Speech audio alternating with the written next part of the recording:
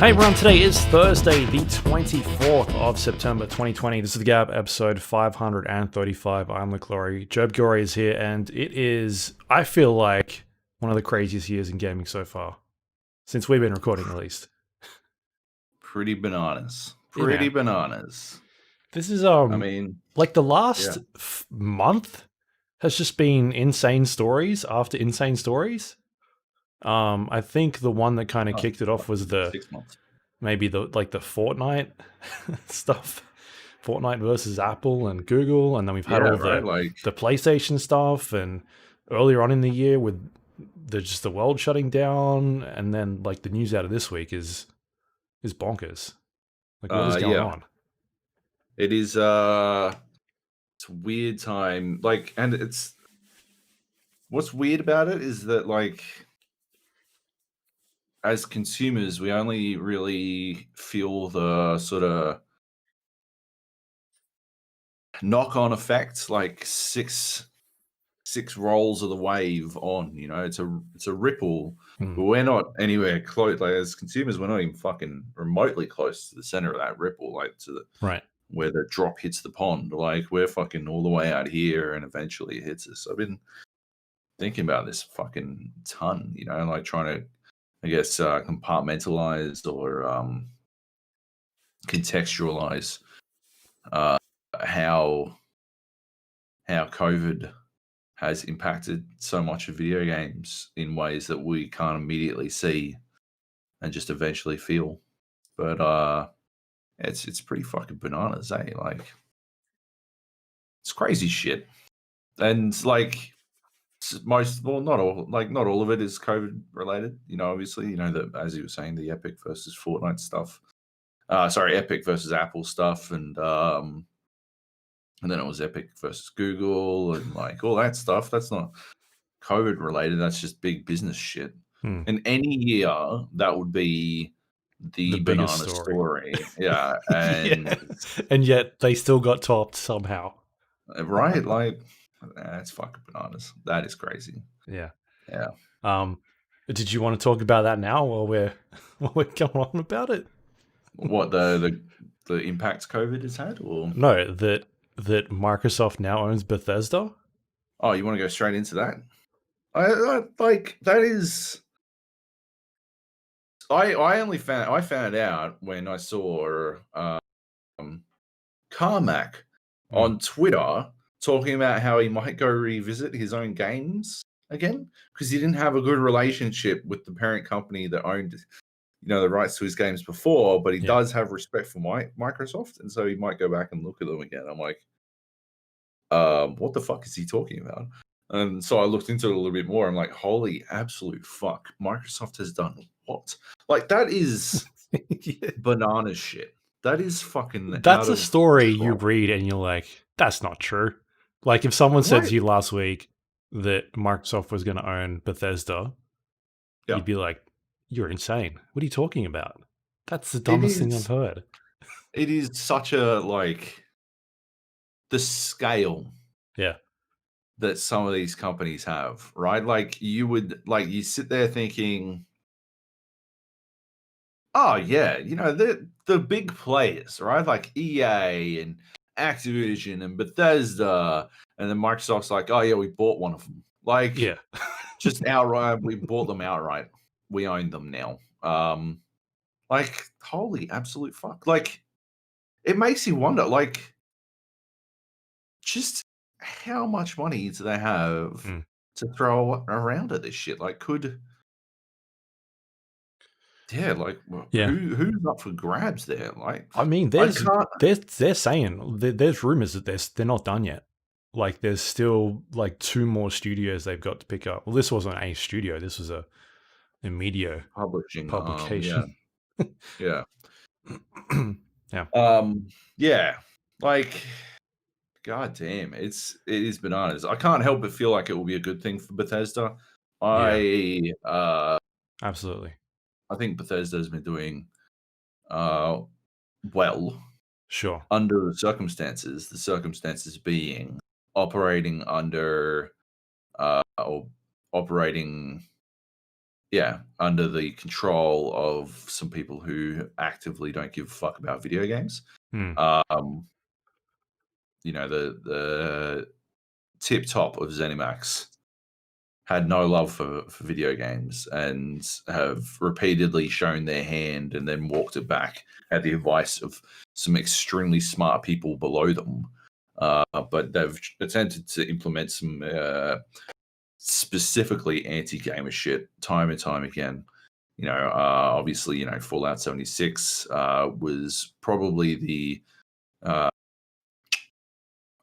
virtual manifestation of the tip top of ZeniMax's contempt for gamers. But even before that, the attempts to monetize mods and stuff like that, the evidence was there. They clearly had designs on wringing every single penny they could from gamers without any regard for how that impacted their brand until someone laid it out real fucking clear for them. And yeah, like from that perspective, I can't help it. Like anything Microsoft does will be better, but the fact that Microsoft has appeared to so far only implement like moves that grow gaming leads me to believe that this will be not just a net positive in the sense that anything would be better than the tip top of ZeniMax in the first place, but a net positive in the sense that Microsoft will actually make Bethesda better. I think that's good. Yeah, I know that they're going hands off, but like that means that'll still be better than hands on from ZeniMax, which is good.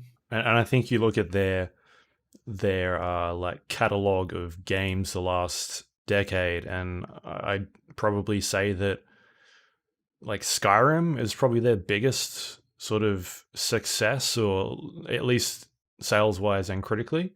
Like they've had some big games, but nothing has reached that sort of like mark. And they've made really good games. Like you look at like Dishonored, the Dishonored series, first one and second one. Evil Within, I like the second one a lot. Wolfenstein's been really fun. Prey was really good, but those games didn't really like hit that same sort of level as your Elder Scrolls Skyrim.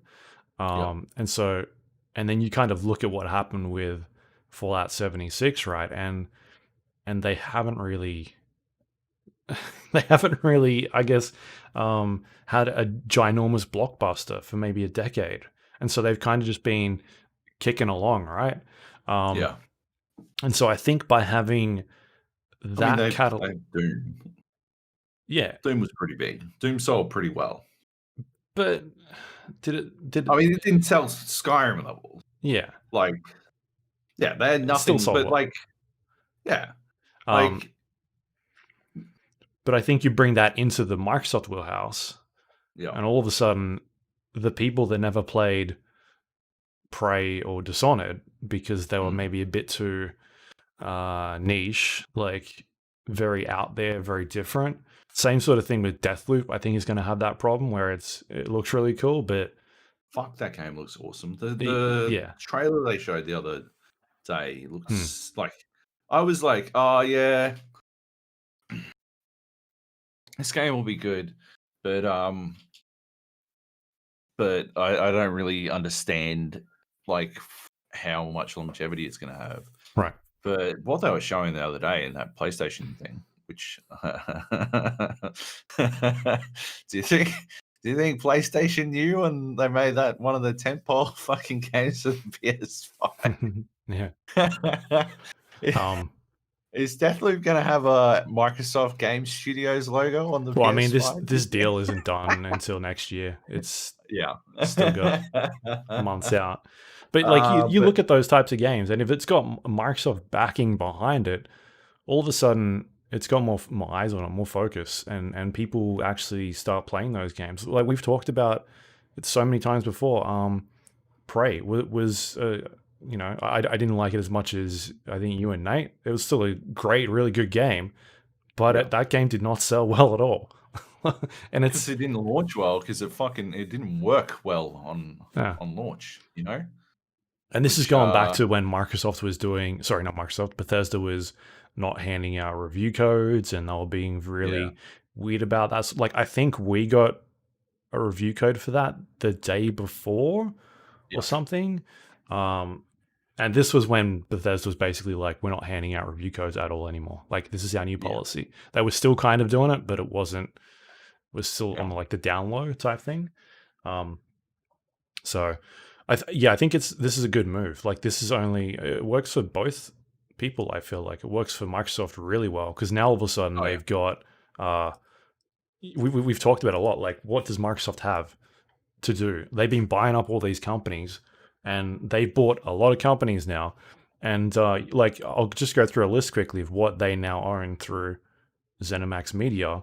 They've picked up Arcane Studios, who worked on Dishonored, Prey, Deathloop, Bethesda Game Studios, who are behind Elder Scrolls, Fallout, and upcoming Starfield.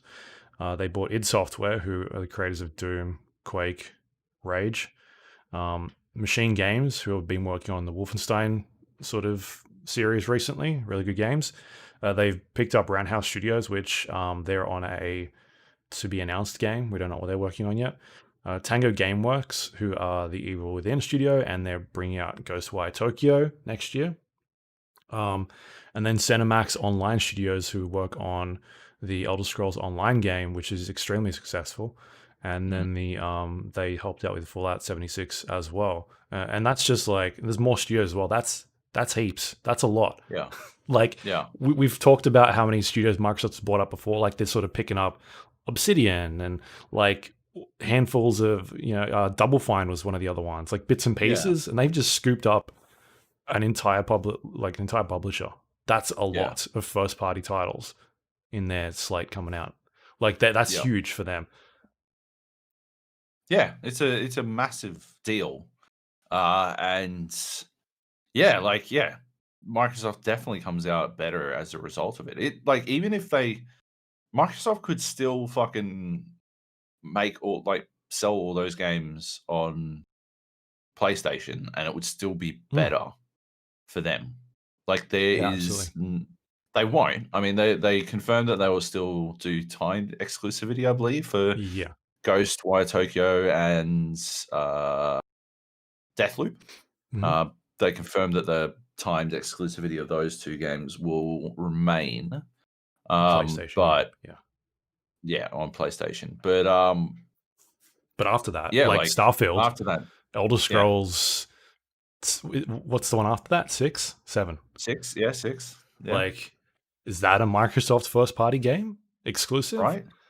Is it? Yeah. Is it full exclusive? I mean, at the end of the day, the real takeaway is that owning a PC is probably your best option. But because that game's still going to come out on fucking PC. Fucking how. Speaking of, how amazing does that make Game Pass now? Because they get shit. their back catalog as well now.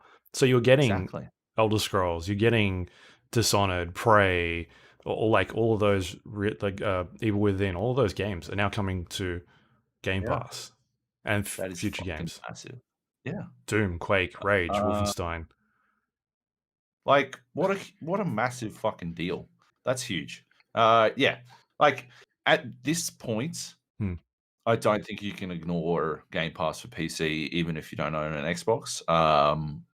And I believe it's over now. I believe you can't do the $1 upgrade anymore. Right. Yeah. I think that ended last That's why they waited for the announcement.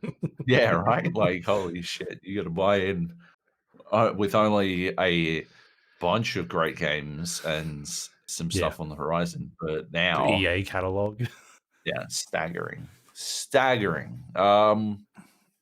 Yeah, it is bananas how big a deal this is going along. I mean, it doesn't impact the launch. Yeah, That's it's going to take the some thing. time. Yeah, it's going to take time to come together. And even if it did, like, even if it was like, oh, and it's happened today, like we own them as of today. Look under your fucking Game Pass chair, and Yeah, you'll you see. get a Starfield, and you get a Yeah, Starfield. exactly. Like, even if that was the case, yeah, they still don't have any fucking. It doesn't impact what games are out at It's launch. going There's to no be like fucking 2 to 3 years before we see sort of yeah. anything fruition out of this. But yeah, like it's a massive deal, and it's definitely a good thing. Yeah. Yeah. Did we say Although the price? 7.5 billion, which is 7.5 billion, nearly 2 Minecrafts. 2 Minecrafts, yeah. Nearly 2 Star Wars, nearly 2 Marvel. Disney bought Marvel for 4 billion. Disney bought Star Wars for 4 billion. Microsoft bought There's a lot of Minecraft for money 2.5 billion. to like ruin some franchises. Yeah. Speaking of Disney, did you see the Black Widow's not coming out? Been pushed to next year or some shit? Yeah, I think they delayed it again, right? Yeah. I didn't really look much into it, but Which means the Mulan experiment must not have worked. well, they reckon Right? that it made a shitload of money, like more than Tenet globally, and that made like 200 million or 250 million. Right. Horseshit. Yeah. Bullshit. There's something, isn't there I something don't coming believe out? it. I don't know. I can't I don't remember. know. Mandalorian's nearly out. Hey. Yeah, right. Who's excited for Is that Mandalorian? Me. October-ish? Anyway. Yeah, man. So there's some, yeah, that ZeniMax stuff is pretty big news. I guess the other thing I want to talk about is the we were recording last week, pretty much after the like PlayStation 5 price Yep. reveal, right? Yep. And so as we were getting started is kind of when all the pre-orders started going bonkers. Was this last week? It's been Yeah.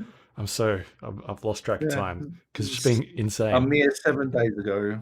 Yeah, so we were recording last week and attempting to buy PlayStations. I think you had managed to scoop one up before we started recording, because at that stage, they like retailers weren't really doing pre-orders yet. Like, it sort of just was a mess of people just doing whatever, and it seemed like Australia was just like, fucking let's do it, bang, and they were just off to the races, and the US was like, are we supposed to be waiting for something? Like, I'm not sure what we're doing yet. We'll see what happens. And then like sites just started sort of putting theirs up. And so as we were recording, I was trying to get to some stuff. Like, I had at one point like a Best Buy order in my in the cart, and like pressing the button and the page would just load up and then nothing. Like, it'd just keep loading constantly and constantly. Like, all right, cool, this is what we're doing. Like, and then I tried to go to like Target, and Target was like sold out, and like everything was basically done. And the one that hadn't gone up yet was Amazon, and everyone was just hanging out for Amazon because nothing was working at that stage. And so that was my last hope, and that went up at about, I think it was 9 o'clock here, because I was kind of waiting for the time, 9 p.m. Because from what I heard, Amazon sort of ticks over about midnight Eastern time, and so I was basically on the Amazon site just fucking refreshing at like 9 o'clock, and my wife was sitting next to me on her phone doing the same thing. And then I saw the tweet go up by Warrior64 saying the Amazon link just went up. Here it is. Like, you've got to use this link. And then fucking I clicked on it, jumped on, and managed to get one. I think, maybe. I got a receipt, so I'm guessing I got something. Yeah. And then about 6 minutes later, it's like the Amazon link stopped working. Like, they were sold out. It was gone. Like, you couldn't find it on the main page. This was through the link that was going around on like Jeff Keighley and like Warrior64, like all the reset era threads. Within like a couple of minutes, it was done. It was all gone, man. Like that stuff sold out so quickly, and they've kind of like the next day they put out a couple more and that sort of thing. But it was on fire to the point where Sony like came out and issued a statement, which is very much not like them, like apologizing for sort of like the way that they handled the pre-order situation. And they they're apologizing. They'll have more stock coming out soon, and that sort of thing. And then we went through the Microsoft thing. What do you want to talk? Do you want to add anything about PlayStation? We didn't even fucking get to that far. We didn't even get to fucking Microsoft. Yeah. I mean, like PlayStation, they said that. What I think stuck in the craw of a lot of people is that they said it wasn't going to be a fucking surprise. Yeah. And then it was a fucking surprise. Like, that's just fucking, come on, ding dongs. Focus up. Either that or they didn't communicate properly that, like, we want a specific date to the retailers, because it wasn't like everyone dropped it all at once. It was kind of like they revealed the price and like, oh, fucking Best Buy just started taking pre-orders, and like GameStop started taking pre-orders, and Target's all of a sudden not like, it wasn't all at the same time. It was just all over the place. Yeah. So like someone was on the phone being like, do I press the button now? Or what am I meant to doing? Yeah, it was a mess. Yeah, an absolute shit show. Yeah, we didn't make it like fucking pump your brakes. We didn't make it a fucking Xbox before the next fucking nightmare began, because at 11 p.m. that exact same night, 3080s went on sale, allegedly, theoretically. All 4 of them. Yeah. In Australia, at least. We had a big group of people sitting in Discord. People were trying to help me out. Kleb and Nate were trying to help me out to buy one. It was not working. Not a single site was working. I had high hopes that M-Wave was going to do okay, because it seemed to be fine. They went on sale at 11 p.m. on the Thursday. M-Wave was the only site that was still up at 10:58 p.m. 10:59, it was down, just like Scorp Tech, just like PCCG, just like Umart, just like fucking everyone else. By the way, fuck Umart. Those fucking dickholes were made a mistake where they put a sale price on their 3080s, their third-party 3080s, when the price was above the recommended retail. So, yeah. Fuck them. Fuck Umart forever. MSY did it too, I believe. So, but I mean, MSY have always been dodgy as fuck. You just go there because they're cheap for small components, and sometimes you like being treated like a piece of human garbage after lining up for an hour. Anyway, yeah, sitting in there refreshing as much as possible. I got like fucking, I don't know, at 11:03.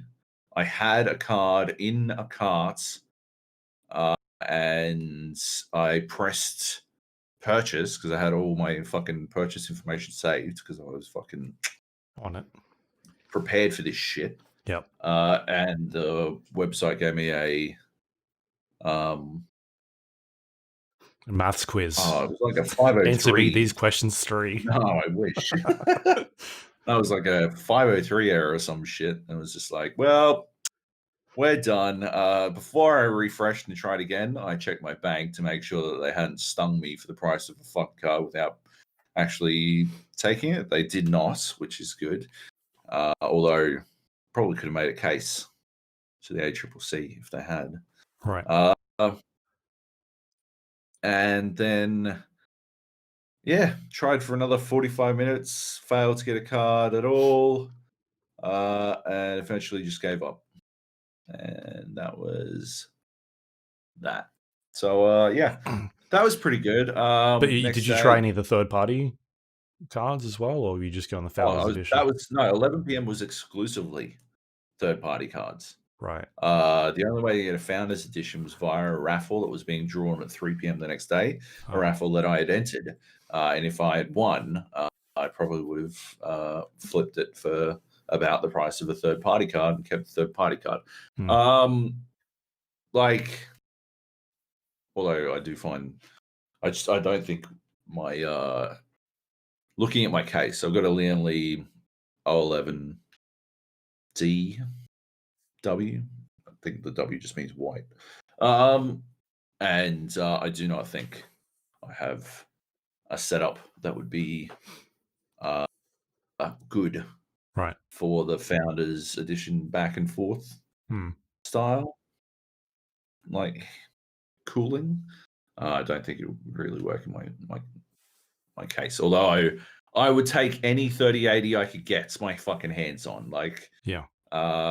It's just that, yeah, I think more traditional tri-fan setup would probably work better in my current PC. So in the fucking 1,000,000 to 1 chance that I got a single 3080, and in the 1,000,000,000 to 1 chance that I then won the fucking raffle and got a second one, yeah, I would have kept the tri-fan setup. Anyway, I got neither. I didn't get shit, which was fantastic and made me feel like a massive chump. Because I built a fucking PC for this thing, and it's not like, obviously I don't have my 1070 still works. It's not like it's fucking broken or anything. It's just, yeah, this, my plan had been to format one of my SSDs and then sell the old PC, like clean it up, maybe I don't know, get out 4 to 5 of the 18 kilos of dust that sit inside the case, and clean it up, and then sell it for a couple of $100 to offset, some of my outgoing costs this week. But no, I didn't even get a 3080, so I have to hold on to the 1070 for a little while. I could still do it eventually. It's just, annoying. And then we move across the weekend to the Xbox Series X, my bad. Which Series. Do you call it like the Xbox Series? That's kind of what I've been calling it. Or do you just call it Xbox now? Like, what is the call it the Xbox name? Sex? That is the official term that the Gap will be using for the rest of its fucking life. Okay. The Xbox Sex. The only way that Microsoft can stop us from calling it the Xbox Sex is to give us both Xbox Sexes. So if we ever stop calling it the Xbox Sex, you'll know. That's our canary in the coal mine, dear listener. You'll know. They'll have to specifically request that we stop calling it the Xbox Sex as well. Yeah, so. That's why we stopped calling the Xbox One X Xbone. It was the only Xbone, exactly. Yeah. Like they paid us off. Fuck, Xbone was a good name. We have coined some fantastic terms. Anyway, so the Xbox X goes on sale. I got one in my cart at EB Games. Went to hit buy now. I didn't even have to set this one up because it was already set up for the PS5 pre-order. That was extremely easy to accomplish. Hit buy, and it's timed out on me, and then when I refreshed, it made me log in, and then when I put in my password using LastPass, which saves my password for me and removes the only possible failure point in that transaction, which is me, it told me that my password was incorrect and I had to reset my password. So not only did EB Games website fail to make the purchase that I had clicked on, it then logged me out, and their login system fell over, and I couldn't purchase as a guest because it recognized my details as someone with an account, and it kept trying to make me log into my account instead. But also the login system was backed up and didn't send me the replacement, the temporary password. Replace your password, yeah. So that was fantastic. That was a fantastic experience that made me really endeared me greatly to EB Games. I know that people on my Twitter had worse experiences. Someone tweeted saying they they actually got charged Yeah. for the purchase, but no confirmation that it went through either. So like that's the worst. That's much worse than fucking just not being able to buy it. Like, yeah, that's fucking awful. Um, that's a That's mad. like you walked into a store, you've given them the money, and they've like punched you in the stomach, and you're like, bye. Bye. See ya. Like, yeah, I think they have a case to go to the old ACCC over that shit, 100%. But like, it was no, I don't know. I can't find Mace on my Twitter. Yeah, bank transaction. Yeah, like I do believe that they'll have to wait for the card authorization to go through and before they'll have a strong case for the ACCC, but they should be able to get something significant out of EB Games out of that. I mean, that's the good thing about living over here in Australia. Like, you wouldn't understand these things. You've got no sort of consumer protection over there. It's sort of the a lawless Wild West sort of environment where they actually probably would punch you in the stomach for asking. Yeah. But over here, yeah, we're actually pretty protected. It's pretty good sometimes. Anyway, yeah, that sucks. That sucks, donkey donks. But the more I thought about it, the more I think, to myself, obviously these are unprecedented times, and like it's hard, I guess to go back to the Ripple thing, how removed from the situation consumers often are. I was thinking about how I could contextualize this to myself and how I could explain like why it went down the way it did to my wife. And I didn't have a good answer. I just sort of told her they shit the bed. But I did think of a good one for myself. It was basically, satisfactory, right? Satisfactory, I think, visualizes logistics in a way that we don't often see in games, especially in RTS games dead. But even then, most RTS games weren't visualizing logistics more than maybe 3 steps. Satisfactory is like these fucking 16-step logistical fucking chains.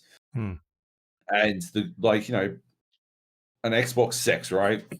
Xbox sex coming out of the assembler requires treadmills going to other assemblers, and say you've got 4 things going into making Xbox sex. You got like fucking RAM, CPU, graphics card, and a hard drive, right? At any point along the way, if any of those components fail, right? If you're not making enough screws for the hard drive all the way back here, it doesn't matter if you're making enough RAM for the fucking RAM and for the video cards. It doesn't matter if you're making, all the CPUs in the fucking world. If there aren't enough screws, 16 fucking steps back in this chain for the hard drives, then you will not make enough fucking Xbox sexes. Like it's a hard fail point, and it's not even a question of like not making screws at all. Like what COVID has done is it hasn't stopped the supply lines. All it's done is slowed them a percentage. And so they are making Xbox sexes. They're just not making anywhere near as many as they wanted to be, because all rare earth metal mining was halted for a long time, a period, and then is been slow to fucking wind back up production because it's complex. And then manufacturing of components, small components, is slow. Was obviously halted as a result of that interruption in logistics, and has similarly been slow.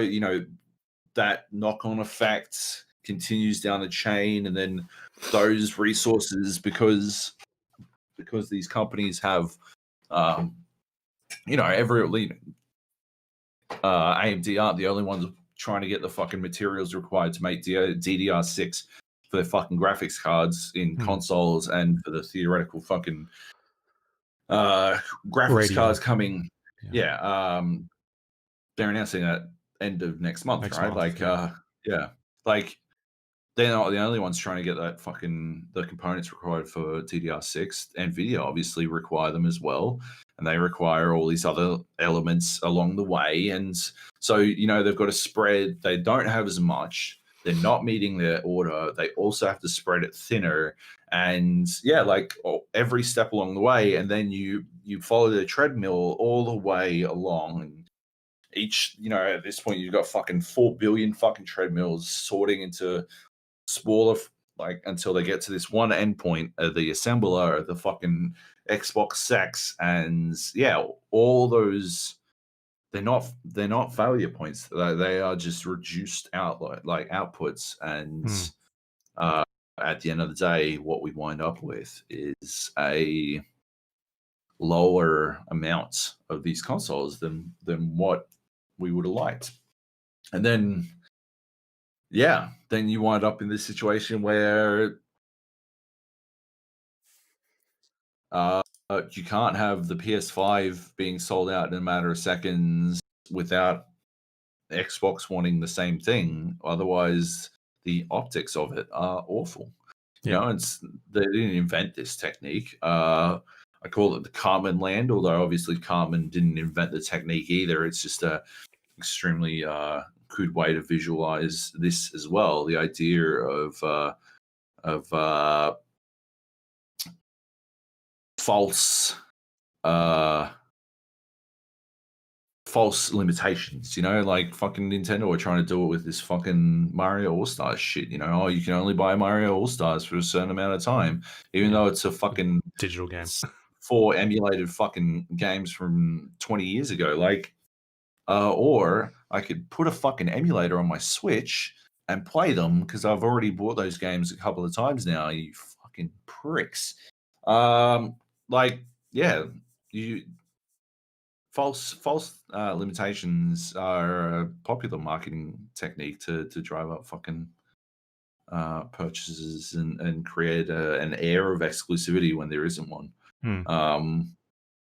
Is that necessarily what's happening with PS5 and Xbox X and 30 series? Maybe not. I've seen a lot of conspiracy theories.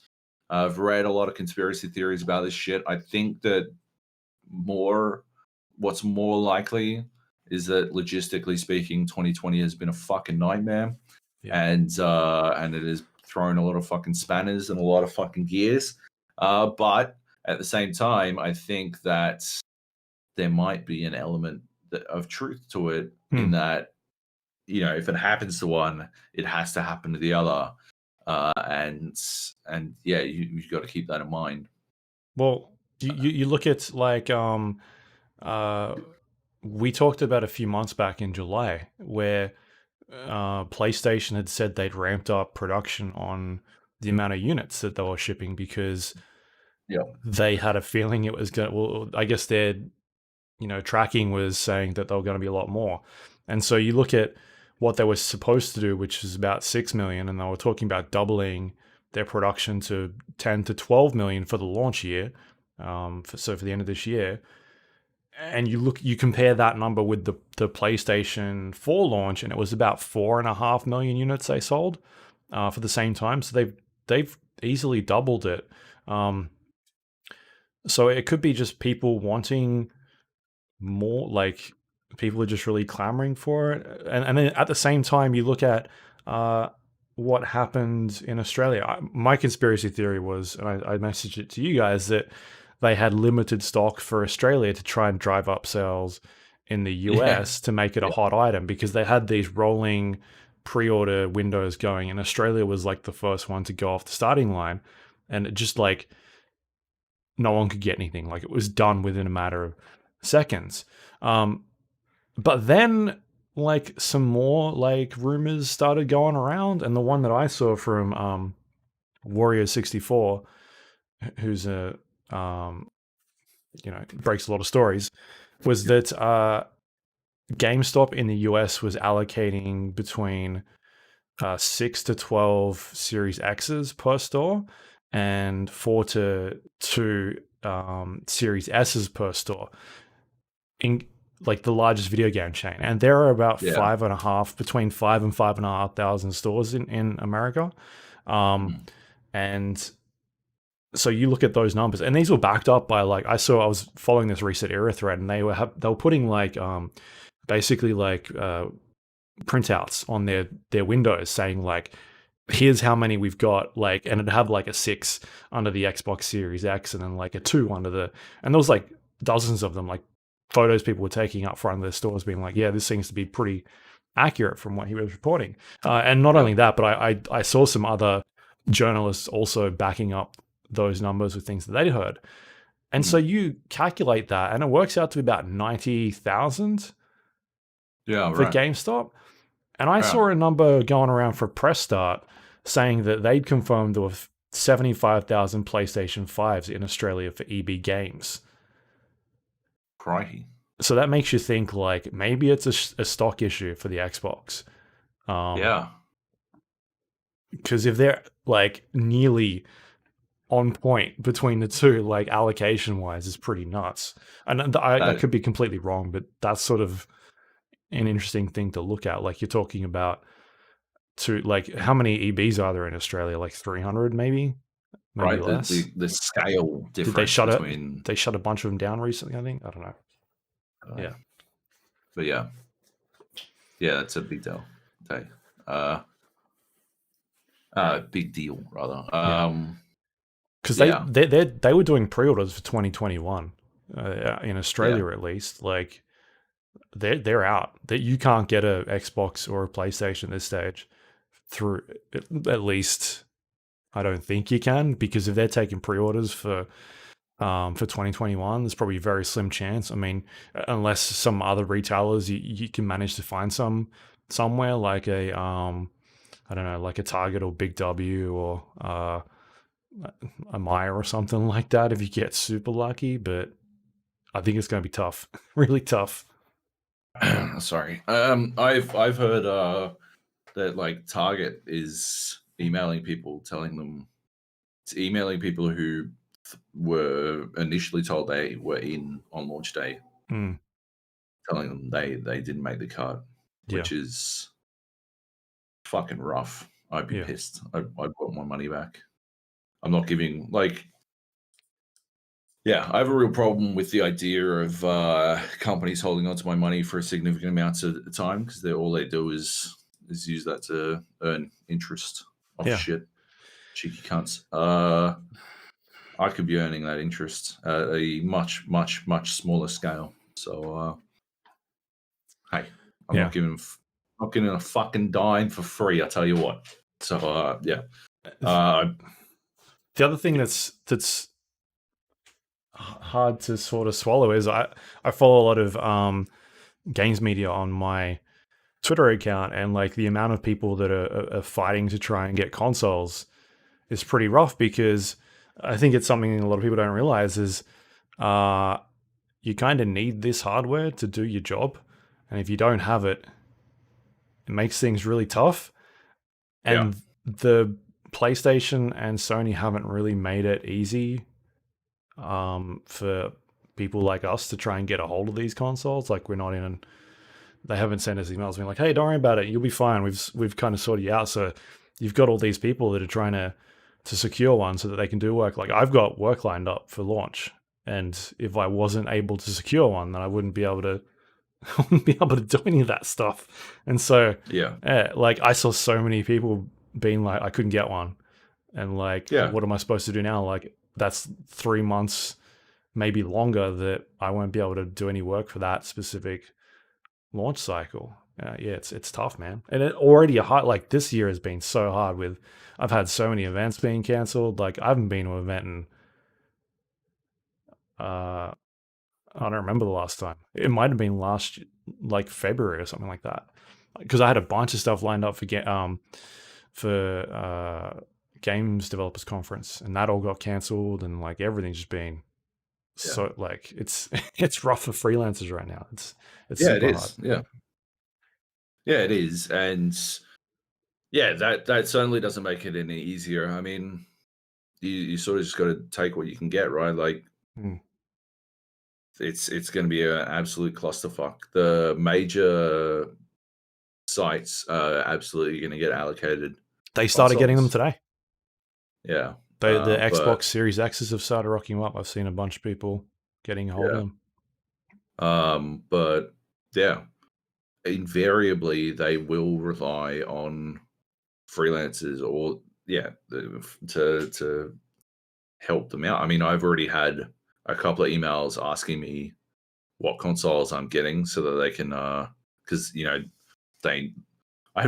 actually had one place ask if they could borrow any consoles that I'm getting for a thing that they want to do during that launch week. Yeah. Will it blend? Yeah. It's called Smashing Joab's Consoles Challenge, and it's gonna be hilarious. Yeah, no, like they're. I mean, I don't think getting work in that particular case, they're not like, oh, you won't get work if you don't lend us a console. But at the same time, it seems like it will be conducive to the work that I will be doing with them to have access to those consoles. Like, yeah, this is some like some hyper like inside baseball shit. Like, right? Like this is like sports journalists being annoyed that they didn't get access to the bubble or some shit, right? Like, because it's obviously very impactful to our work and to our ability to do our work, and probably to this podcast inevitably. But because you didn't get a fucking Xbox X pre-order down? No, I wasn't going to buy one anyway because you weren't gonna buy. Yeah, but I got the PlayStation. Yeah, I got a PlayStation as well. Right. So this podcast isn't going to cover the fucking Xbox X. Yeah, simple as that.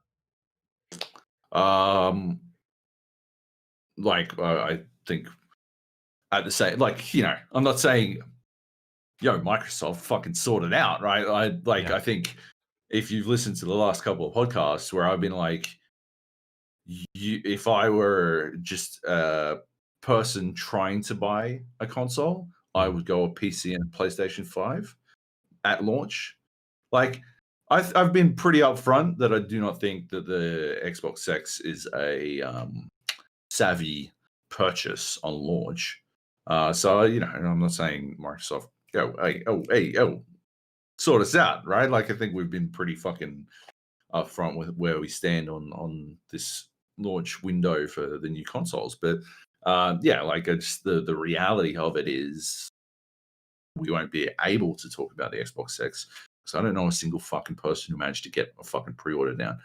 Nate thinks he might have gotten a single one, and he's not sure when that allocation is because it was on JP Hi-Fi, and the email that he got when it confirmed came with like big fucking red lettering saying this, this does not guarantee you a console at launch. So, like, who fucking knows, man? Like, yeah, it's bananas.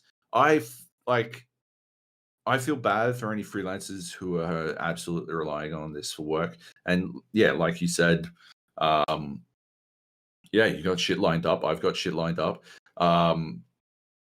Like, it's awful, but I like to go back to the players. It's going to be awful for them too. I mean, I was talking about this with Costa at OzGamers, right? Because he reviewed 3 3080 cards, right? And he was gutted that there weren't enough cards out there because he doesn't want to write reviews for shit people can't buy, right? Like, and have no idea when they'll be able to buy it because it feels bad, right? Like, it feels like, what do you like? You sort of just fucking salting wounds at this point, right? Like, what are you bringing to the table here apart from some extremely informative humble bragging, you know, like like on Monday I'm gonna have the Founders Edition in my PC, and on Tuesday I'm gonna swap it out and use the the Gigabyte card, and then on Wednesday I'm gonna swap it out and use this one. Right? Like what what Porsche I'm gonna drive today. Yeah, exactly. It doesn't feel good. Like, and if you're a writer who writes for your audience, it's hard to visualize an audience, right? Like, because fucking nobody got these things, right? Like, it just doesn't feel good at the end of the day. And but even if like Microsoft or PlayStation had a media allocation for like if they had 100 in Australia for media, and we're like I'd happily buy one. But 100%. Because to be like, hey, this is like, we support your stuff all the time. I can't really cover your stuff if I don't get one. And also it means I can't do my work. Like, all right, fair enough. But like, they've been so quiet about any of that stuff. You don't really know who's getting what or anything. It's so you've got media out there trying to purchase stuff up. That they're just not talking about it at all, except to the IGNs and GameSpots, who are definitely getting stuff. Like it's one of those cases where they're just like, but even then, them getting stuff is like not a lot. Like exactly. They'll generally have like one or two in the office, and that's it. Everyone else brings their own stuff. Asked if I can bring something in, because it's that limited. But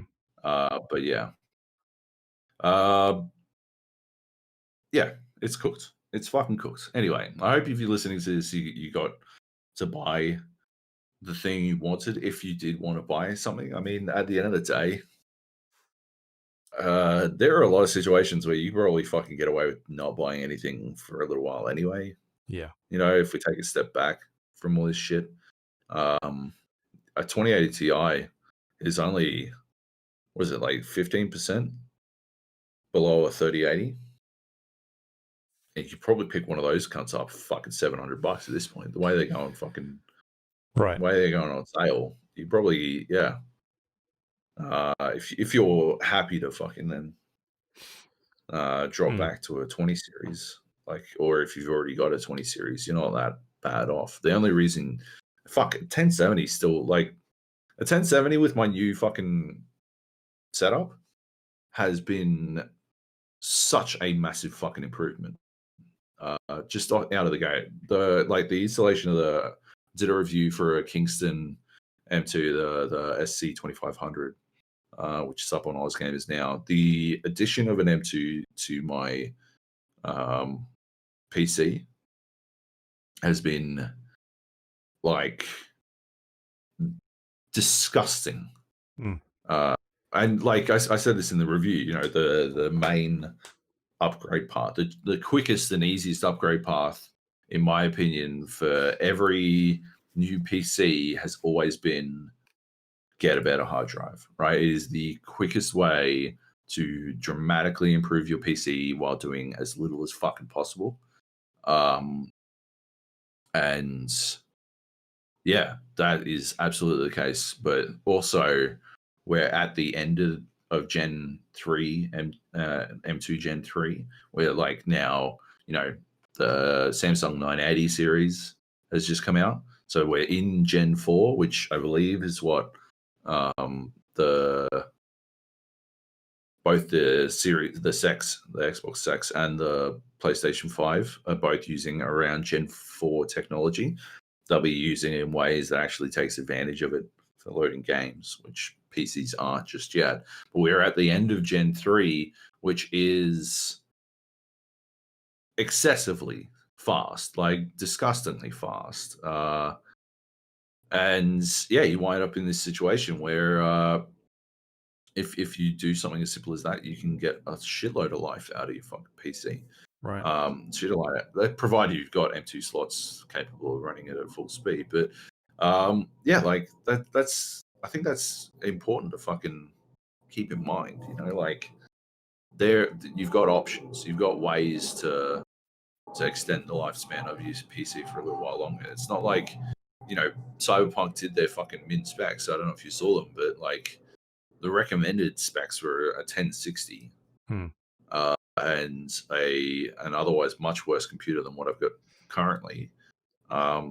There's no reason why I won't be able to play that game at 1440p, looking real fucking nice, with a 1070 and the rest of the PC that I built. Obviously, my dream was to have extremely pretty reflections on reflections and shit, but some RTX, some ray tracing, right? But it's not that big a deal. No, and we don't know how optimized that game is yet, so yeah, exactly.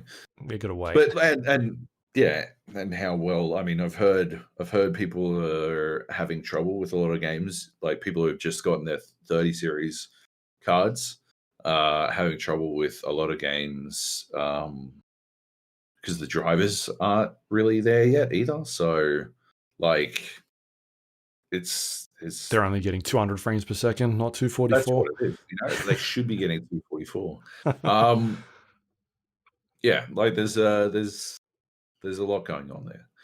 I think we get trapped in the cycle of consumerism sometimes, and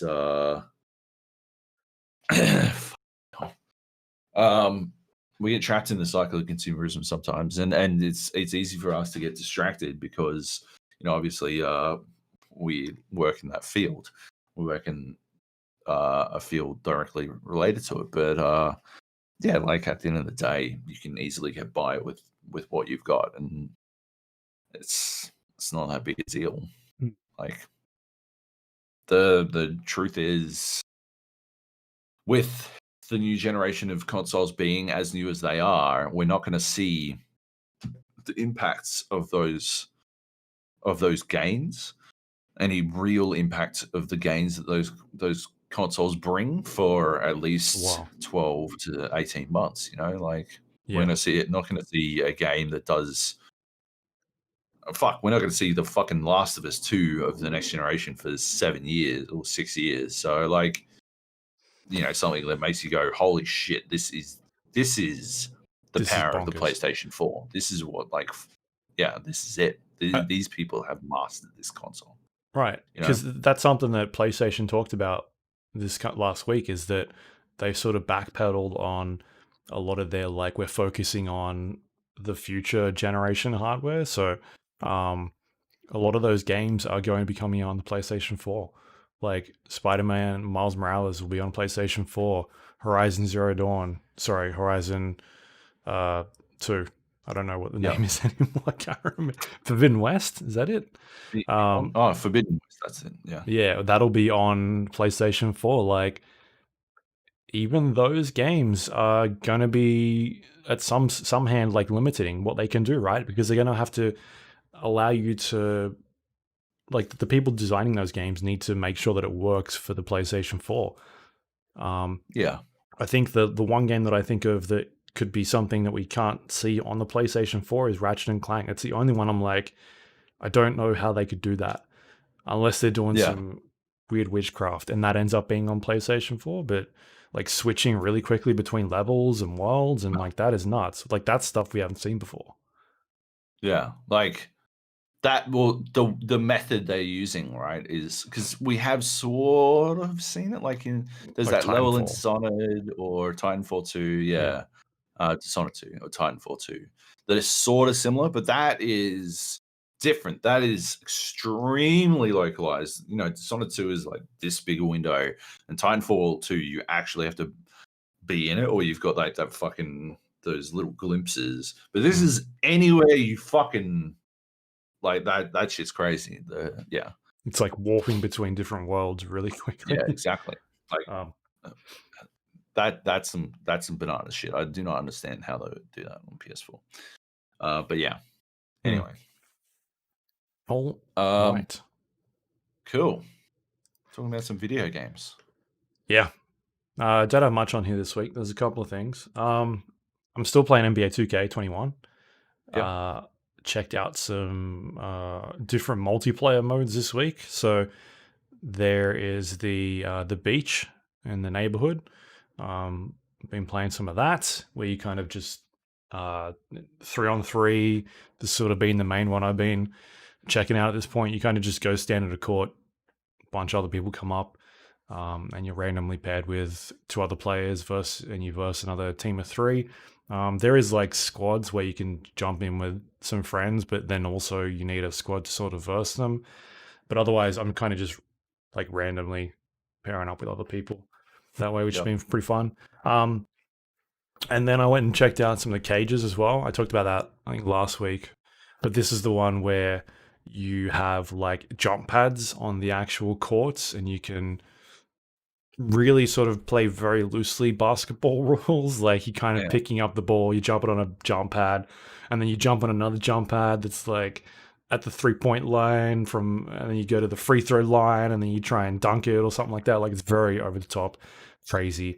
And while you're doing that, like other people are jumping on them to try and block your shots, and like there's not really any goaltending going on. It's very loosey goosey, not very serious, that type of stuff. So that's really interesting. Surprisingly, that's been the one court that seems very busy during the day over here. I'm not sure why, but it's just every time I go over there, it's just jam packed of people playing it. It's just a really crazy over top mode. And the other one I was checking out was the Rec Center, which is kind of just like a 5 versus 5 normal game. But it's like a matchmaking thing where it throws you in. It joins you with a couple other players. So like it'll be like a couple point guards, some shooting guards, or forwards and a center. And then off it goes. It tries to find you another team to play against. And you end up playing like a full-time game against another team. It's trying to do some sort of matchmaking in there. I don't think it's as good as what it could be, purely because it seems to be doing it based off of like an average sort of team overall score. So like if I've got my players are 85, right?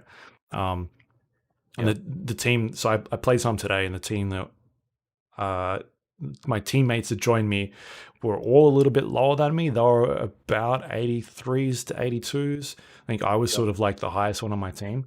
And so our team score was an 84 overall team score. And then we got put up against a team that was an 86 or an 85, except they had 3 players who were in 90s and 1 player who was like a 77. And then the last one was like an 80 something. I'm like, right, okay, this is what's gonna happen. Anyway, we got blitzed by this one dude who was literally the only one scoring on their team, and he was just jacking up threes at the 3-point line. I think he took, at the end of the game, I had a look, he took about 24 3-pointers, and he got about 12 of them, and he had like 30 something points, and the next player on his team had about 6. Yeah, right.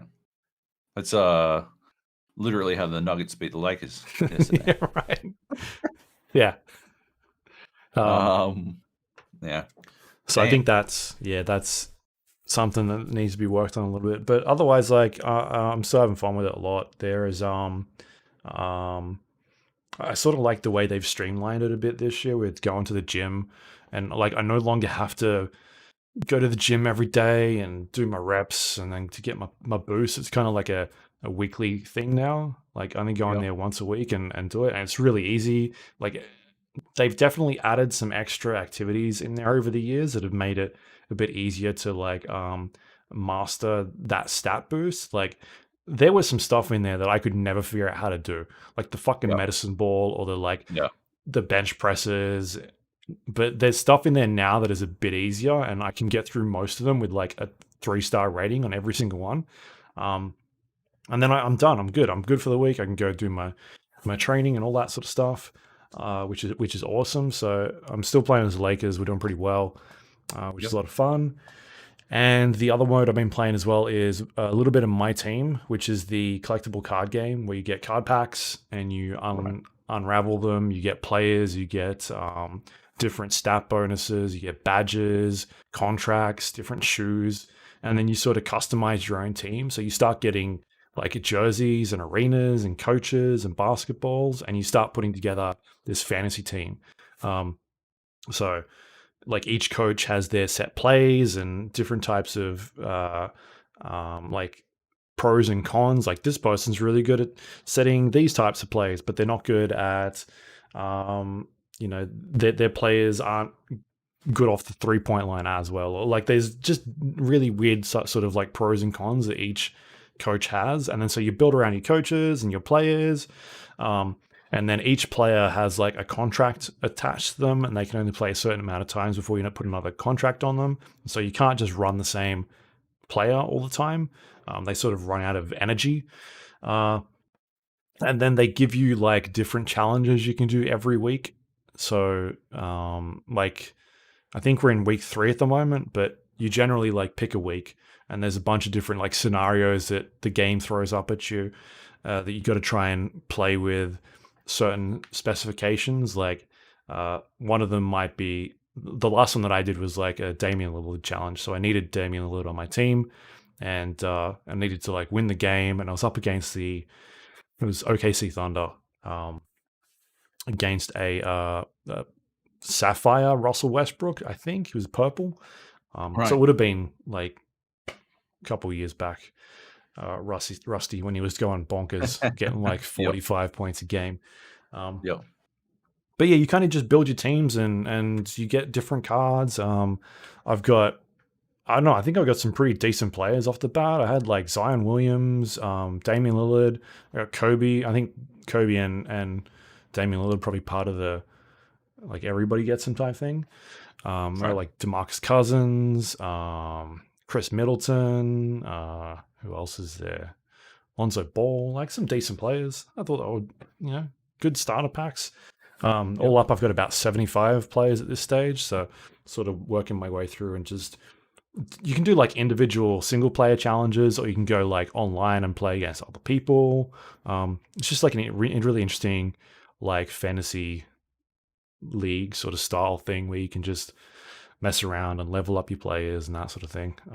So I enjoy checking that out every year and seeing sort of like what's changed. And it's cool that they add the new challenges every week, because it means you can kind of jump in there and try something a bit different, which is cool. It seems like they've been putting some like playoff basketball things in there as well, because I saw some like Denver Nuggets stuff and some Lakers things that are in there as well, which is really fun. But otherwise, yeah, still digging that. I like what's going to be interesting. I was thinking about this today. The like what's going to happen with 2K TV when they bring in next gen consoles, because those things are going to load really quickly. Because 2K TV is like the thing that they put on the TV while you're loading the game. It usually takes about a minute or so. You can kind of sit there and watch 2K TV, and they're these short, like weekly episodic community / behind the scenes interviews with players, and or interviews with like the 2K League players, and sharing tips and all this like weekly web show. But once the next gen consoles kick in, and we're not going to have long loading times, like what does 2K TV look like then? Is it just kind of like somewhere you go to and you watch it, or is it? Yeah, I don't know. It's going to be interesting. Yeah. Maybe that. I don't know. I mean, I like watching that stuff. I usually watch one segment while my game is loading. Even if my game is done, I'll kind of just sit there and watch it, and then once that segment is done, I flick through and go watch the next thing. I watched the one with Dame. First one, yeah. Where it's like him sitting in bed in his hotel. He's sitting in bed talking to his fucking phone. I watched that one, and then none of the others were like, I don't know, two people who didn't appear to be in the same room at the same time talking on a green screen. Yeah, and I'm like, just skip. I'm good, thanks. They're filming all this stuff at home at this stage. Yeah, like obviously, there are challenges involved, but there was, I don't know, just like, why not do it like Dame did? Do it on a phone, like maybe not sitting in bed, but like, do it on a phone, like fucking lean into it. Why the pretense of professionalism in a situation where it's clearly not viable. Like it just makes it feel that much weirder. Right. Yeah. Anyway, yeah, really digging that game. I think it's one of the best ones they put out in a long time. Like purely yeah. basketball wise, there's just so many good. I really like the shooting and the dribbling this year is awesome. A lot more control over it. So I Drew mean, was talking about how it's a different experience when you don't get the big version that allows you to have 100 grand yeah, in VC off the bat, and I had meant to at least contemplate the concept.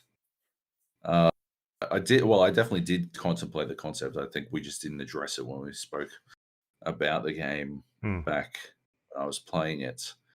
But yeah, I did wonder how, because I didn't actually add any stats to my character until I left high school. I don't know if I was able to or what, but I was smashing high school kids. I can't. Like I was smashing them as like 65 or whatever it is you start out as. Yeah. I was like blitzing those little fucks then because my dude's like 6'9" or something. Yeah. Like just fucking towering over these little cunts. But yeah, like even then I was like, oh yeah, this like it's not that bad. And then I played one game in college where I just got fucking pantsed.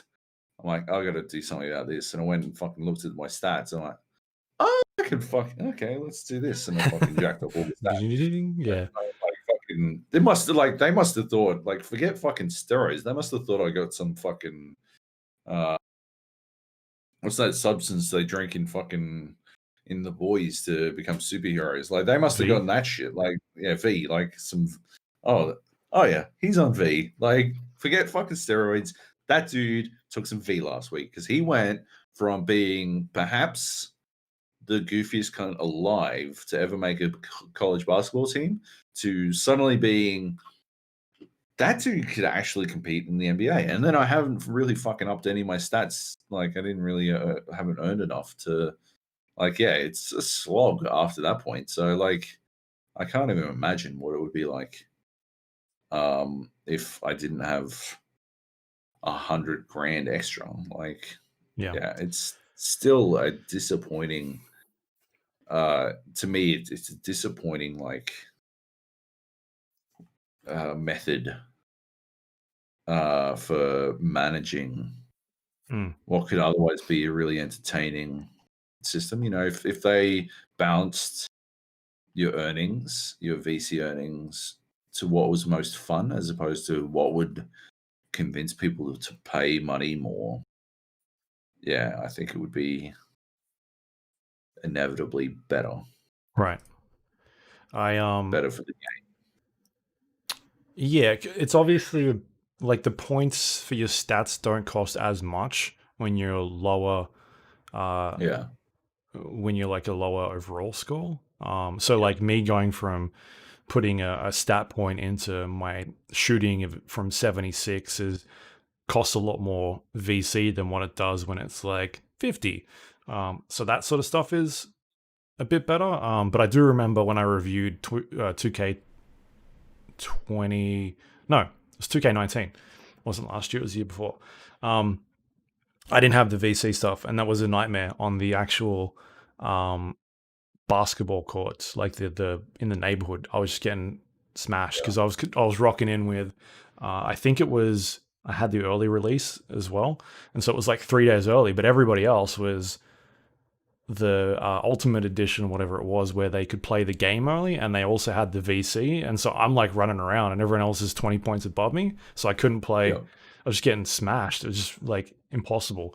But I remember playing the career mode, and that wasn't as bad. Like you sort of do with it what you can. But anyway, yeah, it's clearly something that's never gonna go away. It's too tied to the game now. It's sort of what it's like. But yeah, man, I'm having fun with it a lot. I really like this shoes. They've gotten rid of like some of the egregious stuff. Like there's no more casino in there. There's still a bunch of gambling elements with like your my card, my team cards, and the ante up and that sort of thing. But that's just how that game is now. Basketball's still good. And yeah, I guess we'll talk about it more once the next gen console hits, because I'll jump back in and check it out then. Cool. All right. Next up, we got some Call of Duty Warzone. You've been playing a bunch. I've been playing a bunch. It's the first time I played it in a while, with you guys at least.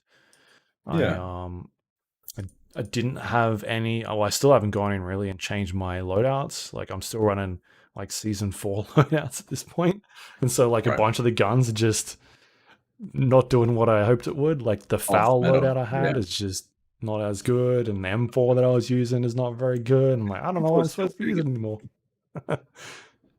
Let's go to the shield. Yeah, but I want the thing that slaps. The one that Nate showed me the other day, which I didn't build it, but I stole it off someone. I think you might have been in that game. The Dragon Breath shotgun. It's the only shotgun I've used that actually feels like it's doing something. Usually I shotgun someone and nothing happens. I took out like fucking 4 people with this thing. It was dumb. So there was that game I played when we were doing Jai's idiotic fucking strategy. Yeah. And I took down like that entire fucking team. They just kept fucking winning their gulags and coming back. And I ran out of fucking shotgun shells. But yeah, that was just that was a green shotgun. Like just the fucking green shotgun I picked up off the ground, the fucking origin. I just kept black with cunts.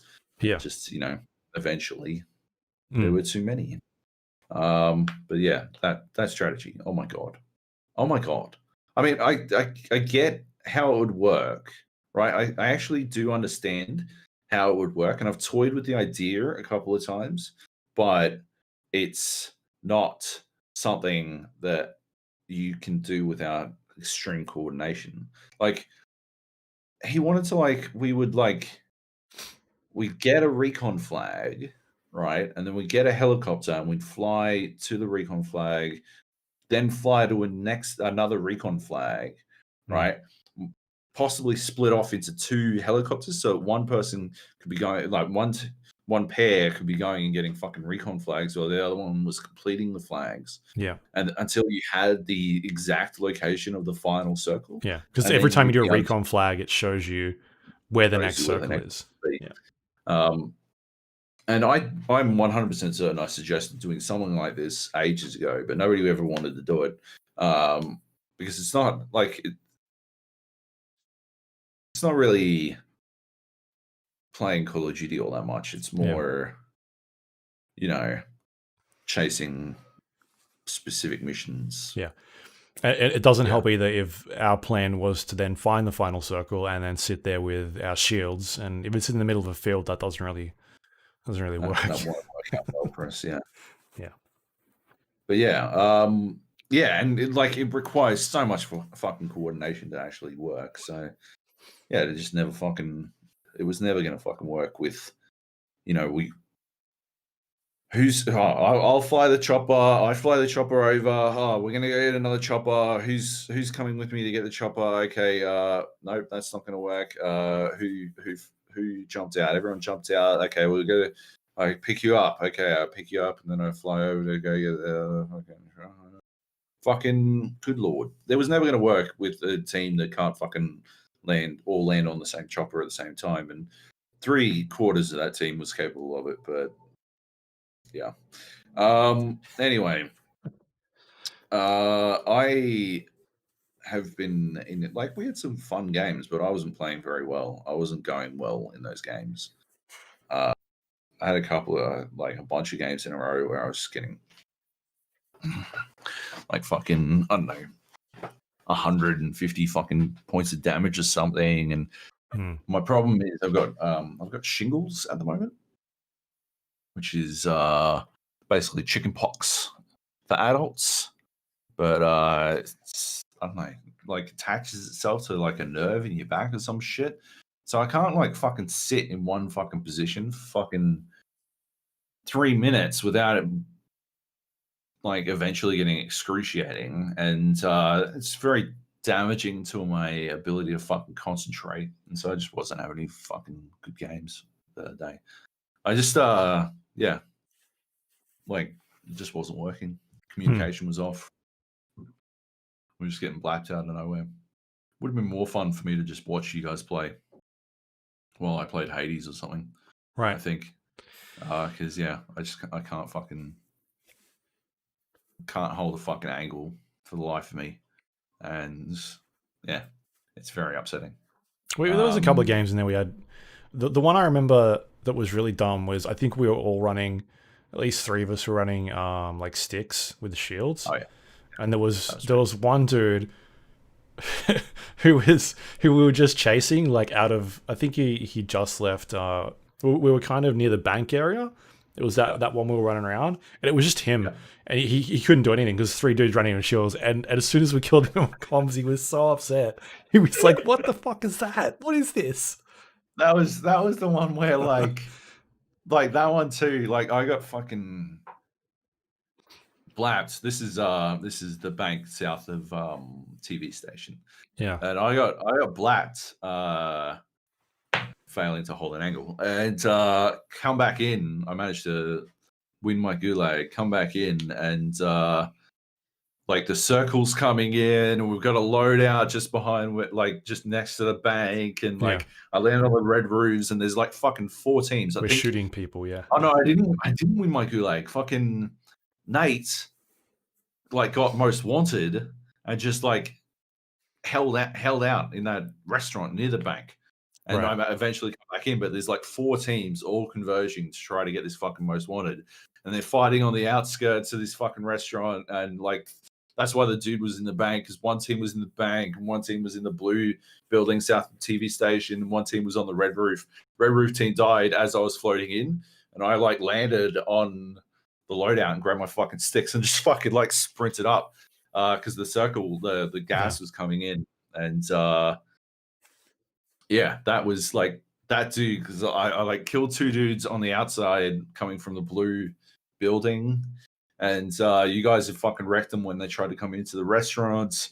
And then yeah, I think that dude coming from the bank was the last guy out of these 4 fucking teams left. He's by himself. He's got fucking piranha swarmed by dudes with sticks and shields. It was hilarious. Yeah, he didn't. It must have felt bad to go out like that. And then we went up on the stadium, right? What happened from there? So we left the stadium, went to the buildings because I didn't want to stand on top of the stadium with shields. And the circle wound up going in that direction anyway, and didn't do too bad. But because we were sitting on top of the roofs, and I remember I was pinging thermites at like people on the ground. Yeah, because I think we were all sitting on like a roof each and just it was going off down. Yeah, it was pretty funny. That was in downtown. That was fun. Yeah, that was a good game. Like, yeah, I think that might be like the trick to it, because I had 1 round last night after dinner playing with the 3rd person crew, and like I went sticks and shield.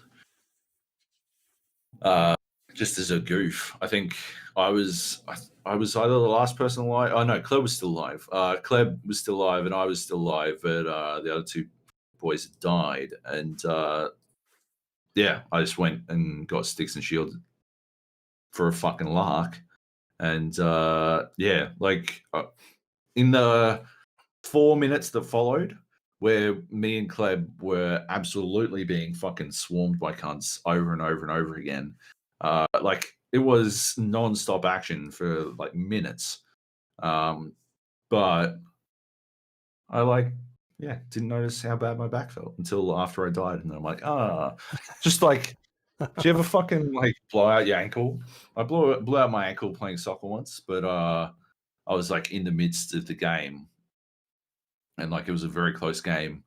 And so I just like sort of walked it off and then like ran on it and like finished the game. And when I finished the game, my ankle ballooned out to like 16 times its size. Yeah. And my coach is like, Joe, what do you like? you have to get X-rays. Like that needs X-rays. That's not just a sprain. I think we should probably get you a fucking stretcher or something. That's fucked. Oh yeah, no, that's cool. And then like I take my shoe off and I step on it again. I'm like, oh God, give me a wheelchair. Call everyone. Amputate my leg. You know, like as long as I'm not thinking, as long as I'm concentrating on something specifically, yeah, I do okay with not noticing pain. And then as soon as there's any downtime at all, I'm like, holy fuck, what am I doing with my life? My This back is on fucking fire. hurts. This shit. Yeah. Nate and I were running the 10 rounds M4 builds in one of the games we were playing duos, which it works a lot better in duos because there's less people to shoot at. You can't do two people at once, right? Yeah, it makes it a bit harder. Like if the point of this gun is it just like melts people really quickly, but you don't have any like you've got to then reload. And so if there's a second person, you're like, oh, okay, this is a bit tough. So I usually run it with like an SMG, switch between the two. But we ended up winning that game, which was like broken or something.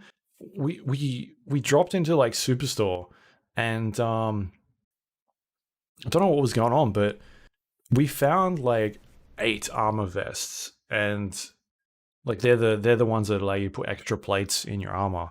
I think default is 5. This allows you to get 8 in like just one corner, and then a bunch of orange weapons, and then we found 2 grenade launchers right next to each other, and so we picked them up and started running around. It was just really, I don't know, like you get those weird instances in the game where like there's a juggernaut that drops, or like the helicopters come in. This just seemed like one of those types of things, except it never told you. It kind of was just like, fuck you, here's a bunch of orange shit, let's go.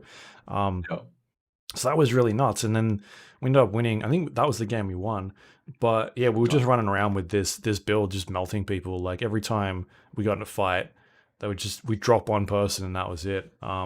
It's a lot harder to run with a squad because there's just too many people around. It's okay when one person's running them because they can kind of just pick a player off, and then the other people can kind of back you up. Because we were trying that, and we were definitely we were doing damage. We were killing people really quickly. But the second that if one person pushes and they're behind, like they run into a full team, they're not going to have any chance taking everybody out. That's what I could do. There was that one fight at the airport where I had the 10 round and I took down like fucking 3 of them. And the only reason I got down was because like the fucking 4th was standing right next to the 3rd one that I downed. And I'm like fucking, so it was like that kit really does work. I can see how it will work in duos. It's good like distance. Like if you can pick someone off a distance, right? That's cool. But if they're close to you and there's a whole team, that's where problems start happening because you're like, I can maybe get one, and then I'm in a bit of trouble unless someone's with me.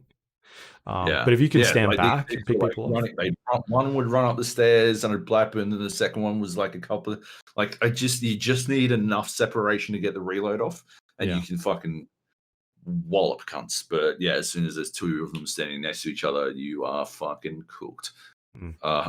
Yeah, but yeah, no, it's I like it. It just it doesn't work in quads. I think it'll work in trios probably. Maybe, yeah. I have to try it. Quads is like so many things that work in trios don't work in quads. It's really weird. Yeah, it's just one of those things. Yeah, I mean, we played the other day. It was you, me, and Nate, and that's the longest session I've had in a while. We started. I don't know. It was like 2 p.m. here or something like that. You guys must have just got up out of bed or something. Oh no, it would have been in the afternoon. It was like lunch. 6. I think it was lunch till 6. Yeah, I think we played for about 6 or 7 hours straight. It was dumb. But yeah, I haven't played that long in quite a while. So I had fun though. It was pretty cool. Yeah. I don't think we got any wins. We were just stuffing around most of it. Yeah. All right. They're adding a train or something in. There was like a season. It's already a train. Like underground trains. there's a new teaser for the next season up Oh, on okay. the thing. Yeah, it looks like there's some sort of rail network going in at some stage. I think they realize that train they got in there is a bit crap at this point. Anyway, anything else to add? No. Okay, next up we've got Serious Sam 4, which we got some early code for. So we can talk about that now. This podcast will be up a little bit later than usual. For our Patreon people at least, so we can get this in there. But have you played any of the other games before, the Serious Sam games? Because I've I not. Played what? Serious Sam 2, definitely. Yep. I think I dropped into 3 for a little while, but I didn't really play it all that much. Okay. Yeah. It's a very like old school style shooter. Like it takes a lot of those elements of just here's a bunch of different types of weapons, and we'll chuck you in like an arena sort of situation with different types of enemies, and just go ham with them. Yep. With a very like tongue-in-cheek style humor. It reminds me a lot of like Duke Nukem. Yeah. And so I've been playing this Serious Sam 4. I don't have any, as I said, any connection to the other games, so I don't really know where this sort of fits in the storyline, anything like that. But I've been playing a bunch of it, and I'm enjoying it. Like I'm having fun with the shooting and that sort of stuff. It's got some cool like tech behind it in regards to the amount of things that are kind of on the screen at once. It chucks a lot of enemies at you, and it seems to run pretty good for the most part. Like occasionally it gets some frame dips, but otherwise it's seems to hold up pretty well. Like there's moments where it just does really cool things. Like you'll be running down a street and there's like hills around you and that sort of thing, and you can kind of hear things coming towards you, but you can't see them. And it's like a shot out of one of those movies where you've got like an old medieval film, and there's people standing out the front of this castle, and there's a hill on top, and you see people sort of like running over the hill. It's got that sort of vibe to it, where these aliens just all of a sudden appear, and they're running over the top of this hill towards you. You're like, oh shit, okay, that's a lot. And that seems to be like the one, like the feature that they're really pushing this year for this version is the amount of things that they can sort of throw at you at the screen at once. And that sort of tech behind it is, I think, really interesting because you know we've seen a lot of the your Doom games and that sort of thing evolve over the years, but in a different way. And this is kind of like one of those old school arena games, but they're trying something a little bit different by just throwing a stupid amount of enemies at you at once. And trying to like solve that problem. And so I'm like having fun with that sort of thing. Just going through and, here's a different type of enemy, and then it kind of ramps up in difficulty a little bit, and you'll eventually get to like a boss.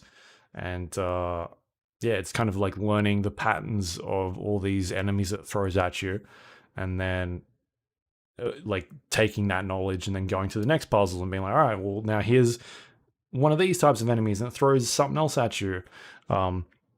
So that stuff's really cool. The the sort of visual fidelity of it is nothing to, doesn't really do much. It's kind of very simple and basic. Yeah, it's like it's always sort of favored a significant amount of clarity, I think, is the visual style of Serious Sam. That everything is very crisp and clear, but not necessarily interesting. Yeah. It's pretty traditional for the series. Yeah, and a lot of it is these open areas for the most part. Like they'll just kind of chuck you in a location. There's a bunch of health around you and ammo and that sort of thing, and they start spawning enemies, or they start running at you, and it's like, all right, how do I deal with this? And you kind of clear out that location and then go to the next part. It's just like visually, it's not like going to blow you out of the water. It's more of the shooting and that sort of, and that's where I'm having fun with it. Like the shooting, I think is really good. The shotgun, I mean, even the pistol. Like the pistol is sort of the default gun that's got unlimited ammo, I ran around with that quite a lot at the start. Just like, oh, just use this. That's fine. Whatever. And then it gives you the shotgun, which is kind of like your default weapon, the one you should be going with, which does a lot of damage. Then you get like the double barrel shotgun. There's like a rocket launcher and an assault rifle. It just kind of keeps escalating from there. It gives you a really good choice of switching between weapons. Like, oh, this is the gun that I should use for this type of enemy, or like this is what I should be using for this one. It does a really good job of uh, not just like sticking to one weapon and just being like, I'm just gonna use this the whole time. Like you can't. For some instances, you've got to really think about what guns you should be using on what enemies. So yeah, and the other thing I really like about it, which I didn't know if I would, but the humor. It's got some good dialogue in there, some like good one-liners. There's some bits where I thought were pretty funny. To me, this kind of feels like the game that Duke Nukem should have been when that game came out. Like, it seems like they've out Duke Nukem in this game. Yeah. And that kind of feels like what Serious Sam was maybe always going for, because they're very, at least, like similar types of characters. They're these action hero buff dudes with like sunglasses on, who say a lot of one-liners and who's there to kick ass type thing. It just seems like that they've done a much better job of doing, like, pulling that off as opposed to what we've seen out of a Duke Nukem game for a while. I don't know, man. What, like, have you played much of it? What are you sort of thinking? Oh, I haven't gotten to play it.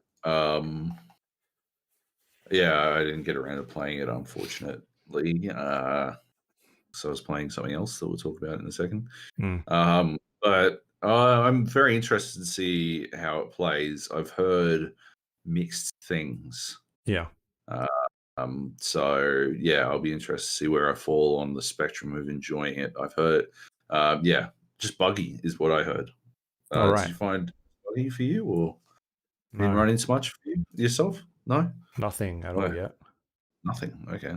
Yeah, I heard. Yeah, just some really weird glitches and stuff, that a couple of game breakers and stuff like that. So yeah, hopefully you don't run into those.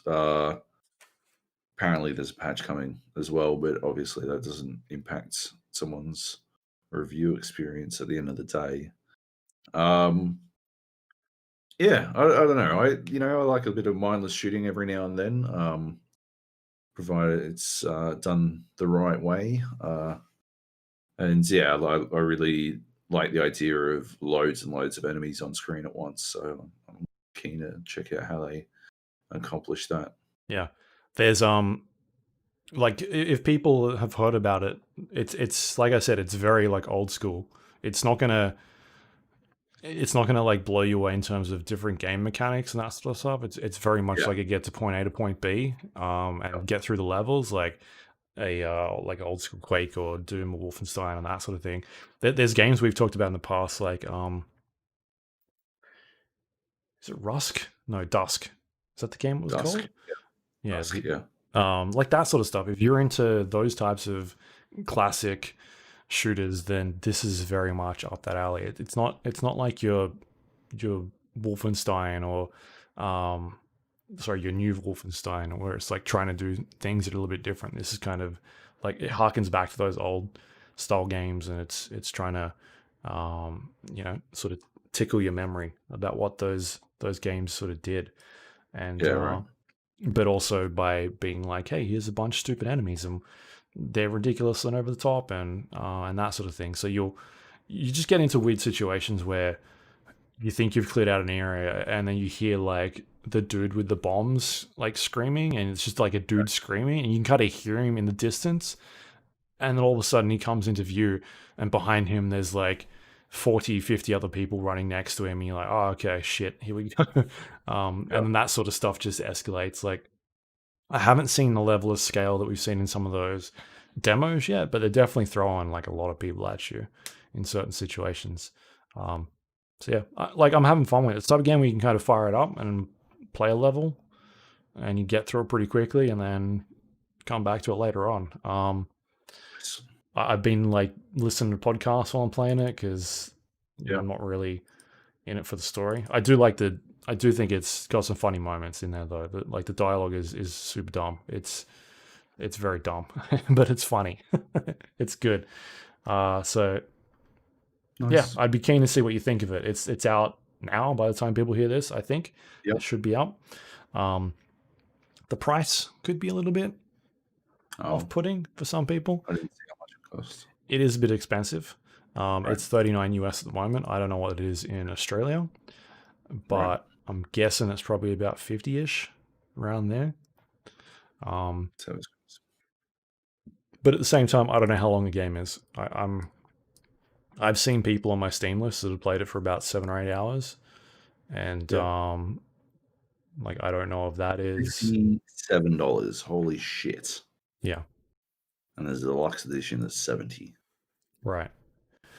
Yikes. But those games are usually very, like Serious Sam is usually very popular games. So yeah, that's kind of what I'm interested to see what people think about it. Is the people that have played the last couple of games and what that really does for them, because I don't have any connection with that franchise at all. But otherwise, I'm having fun with it. Like it's a dumb game that I enjoy playing, which is cool. All right, so that's Serious Sam Form out now, and then the last game we've got here. I think it's the last game. Yeah, it is. Hades. It is. Which is a game we've talked about before on this show. Well, it was in early access, then we both got into it, and we've checked it out every once in a while. But it is officially out now. It's developed by Supergiant, who have made games such as Bastion, Transistor, and Pyre. I think all of them we've talked about on here in some form before. I've definitely played all three. I think you missed out on Pyre, if I remember. Yeah, I didn't. No, but you talked about it. You spoke about it definitely. Yeah. I really liked Bastion a lot. I thought it was really cool. The other two games, not as much. I thought they were very interesting. I didn't want to play Pyre. Yeah. But Hades is their latest one. It is a roguelike game where you're playing as is he the god of death or the undead? Son of, yeah, the son of the god of death. The son of the undead. Yeah, and you're basically trying to work your way through dungeons. It's built off the same sort of principles as a roguelike game where you work your way through, you collect resources, you die, you spend those resources to make yourself more powerful, and you eventually, I guess, beat the game at some stage. I don't know, maybe you don't. I think this is their best game they've made yet, hands down. Like, it's really good. There's some things they're doing in this game that is really interesting in sort of like a storytelling way for a roguelike game. That I haven't seen done before, particularly like the depth of how the story sort of unfolds as you progress through, and it's always changing. Like I'm finding new stuff about the story as I go, and I think about 30. It says 26 hours I've played so far at this point over the last week. I've definitely put quite a bit in too. I must be close. You must be. I reckon you're past me. Yeah, maybe. Yeah, probably. But just like the amount of detail in this game is just insane. They've just gone such to a different length of 29 hours. 29. Yeah. From the storytelling, the art design is phenomenal. Like the way the game sort of looks, the movement, the combat is really good. The voice acting and the characters are awesome, and like the little like the design of the mechanics in the game are interesting, and just like you think you kind of have seen everything, and then a couple hours later, like there's something else and it's thrown at you. Like it just seems like I've not, like I don't know when this game sort of ends. Like I got to the last boss and finished it. We both have a long time ago. And that doesn't feel like the end. Like it just keeps going. Like you finish that and then it starts again and you're off and you've discovered also narratively justified. Yeah. Which I think is good. Hmm. Like it has it's not like you get to the last boss and it ends and it's like, well, guess you better play it again. No, it's like, oh, there's more to work out. And yeah, it's a game where it uses narrative so well that you feel like that the narrative actually, I guess people can pair it a lot to Dead Cells, right? Because they're both roguelites or roguelites. I think it's But is I the couldn't tell preferred you the term. story of Dead Cells. I don't think there's Exactly, right? Like I think I'm pretty sure you're the king, but I don't really remember. And yeah. Um yeah, I just never really paid that much attention, honestly. Like I guess, and I've the But I amount of pay times I've attention to this. Like I read yeah, everything. I exactly. talk to everyone and Yeah. all that sort of stuff. Yeah, it does a really good job of like making you give a shit because it's done in such an engaging way. And so yeah, you wind up like actually paying as much attention as you can, Um, and yeah, it's so much voice acting. There's crazy amounts of voice acting in it. Not only does everyone's got a line, they've got lines to react to things in the game, and like you think you've heard everything someone's had to say, but then they've got something else. There's more still, and I just fought a and boss I hadn't seen before, like last night. oh And yeah, I'm like, what the fuck? yeah, I did that too. Give me a hint. Give me a hint about this boss. Don't tell me, but give me a hint. Where was it? It was very tiny.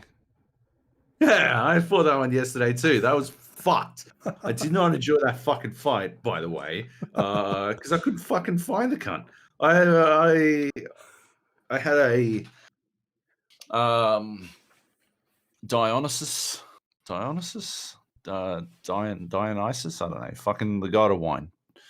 Dionysus, maybe I don't fucking know. Anyway, whatever his name is. The god of wine. I had a build based on like almost entirely on him. So when I would dash, I would leave a hangover, which does damage over time, and when I would attack, it'd do a like a big path of this purple shit. Yeah. And so the fucking rift. the only way I was able to actually fucking like I'm pretty sure I just dotted that boss to death because there was so much purple shit going on, and there was like green shit going on, and there's traps and shit in this room, and there's ads, and there's this tiny fucking boss. And I'm like, I don't fucking know. I don't know. I'm just gonna I'll shoot shit out and see what I can fucking do. I give up. I've got no fucking idea. Yeah, so I just did my best, and it eventually died. Did my best to stay alive, and then eventually died, and that was my entire strategy for that boss fight because I couldn't fucking see it for the life of me. But yeah, I've never seen that boss. It's one of those things where you get into a room, you're like, what is going on? What is this? Yeah. I've played 30 hours of this game and I've never seen this before. Yeah, what is happening? Yeah. I'm pretty sure there is another boss you still haven't seen. Maybe, yeah. Because yeah, I'm 99% sure there's someone you definitely met and haven't fought. But yeah, it's yeah, there's just layers and layers and layers and layers, which makes me the biggest drawback for the game, I think, is that it feels extremely grindy. Oh, yeah. Right? If you peel back the layers of narrative, and there's no reason that, like, when you discover, oh, you got to talk to Achilles. I don't know, what is it, like fucking 40 times or some shit? A lot. Right? Yeah. That's 40 deaths. You can only talk to him once per fucking run, and he's not always there.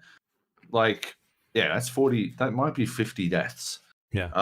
I've done like 30s, maybe 30 runs at this stage.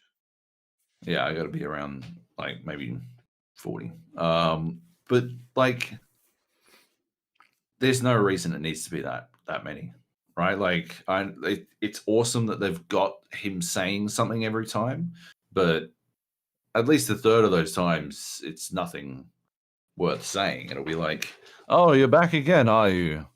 And you're like, "Yep. Well, I didn't make it out this time." Yeah. And then, like, cool, okay. Why didn't you just cut that out of it and lower the amount one? Like, and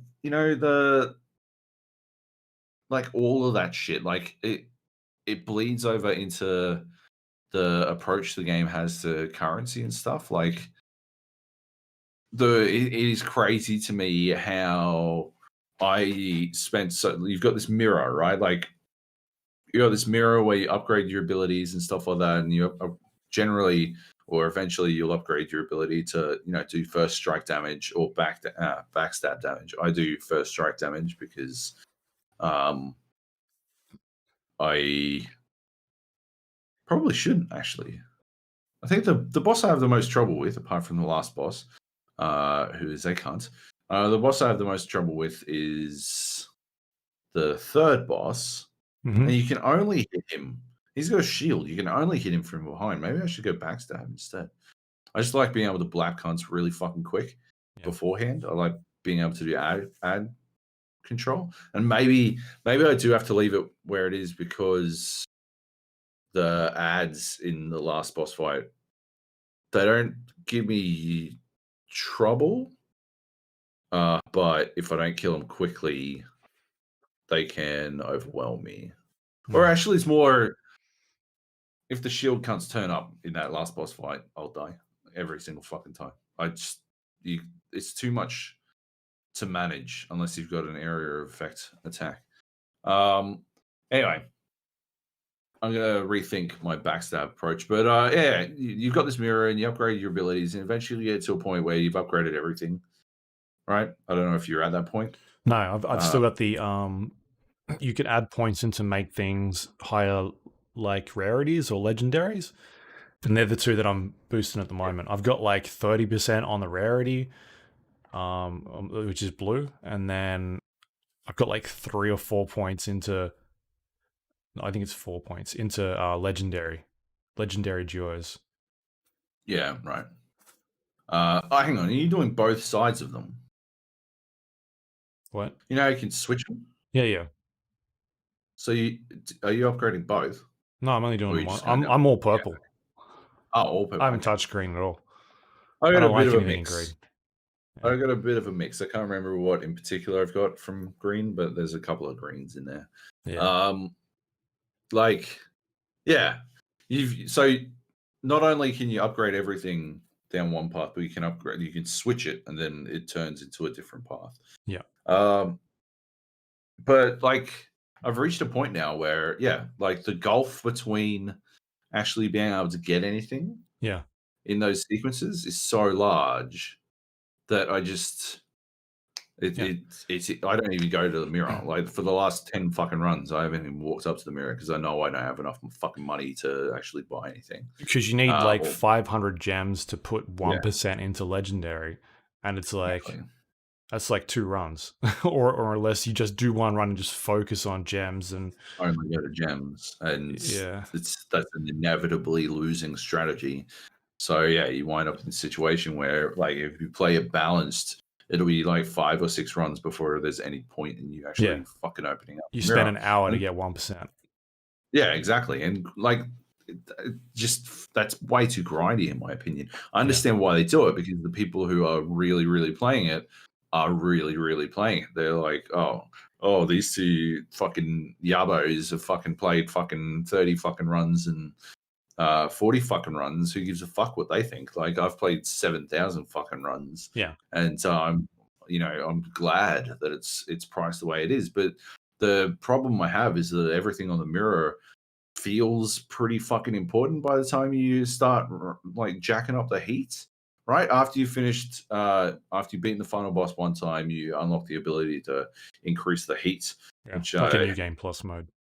Yeah, basically, like you add certain challenge elements, and you can use that to eke out extra stuff along the way. Like the first boss will drop this Titan blood, and you can get extra Titan blood by upping the heat and stuff like that. Or the what are they called? Some fucking Erebus gates. Have you unlocked those yet? Yeah. No. You need like needs diamonds, right? 5 diamonds.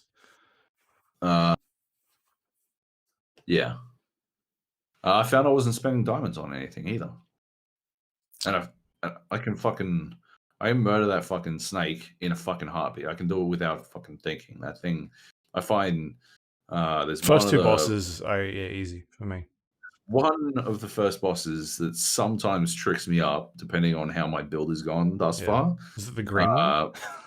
Yes, it is. But like apart from that, yeah, like the second boss, it doesn't matter what variant of that motherfucker shows up, I will fucking wreck him every single fucking time. Yeah. And yeah, it's not even a problem for me. So I can, like, I've got diamonds out the wazoo. I just don't know what the fuck I'm supposed to do with them. Like it's like the opposite problem. Nothing in the diamond buying section feels particularly worth it. And then you go all the way to music, and it's like, oh, you can buy any of these cost diamonds. Like, oh, so they recognize that eventually, like, you really quickly reach a point where buying diamonds doesn't feel fucking worth the time. And then there's the upgrade, like the house upgrade currency itself doesn't feel all that worth it, except out of you should get a fishing rod if you don't have it. Yeah, very fucking worth it. I got Titan blood out of one of those. Really? Oh. Yep. Titan blood is a currency that you use to upgrade your weapons. If you're listening to this and you haven't played Hades, you absolutely should. You'll feel very compelled to spend the Titan blood to unlock different aspects of different weapons. Do not do this. Use all the Titan blood on a single fucking aspect of a single fucking weapon. 100%. It doesn't tell you. So much more effective. No, it doesn't. Yeah. Because I was spending stuff in it, and then I was like, what is this? Like, why isn't it working? And then I realized you can only use one. Like, you have to select the one that you want to use. And I'm like, are you kidding? And I don't like that at all. I think that's fucking dumb. Because that just like you want to make yourself powerful and feel like over the top, strong and all this thing. And you're putting all these points into this weapon, but you can't use any of the stats. It's like, what's the point? I discovered the last weapon and discovered this Titan blood upgrade shit at basically the same time.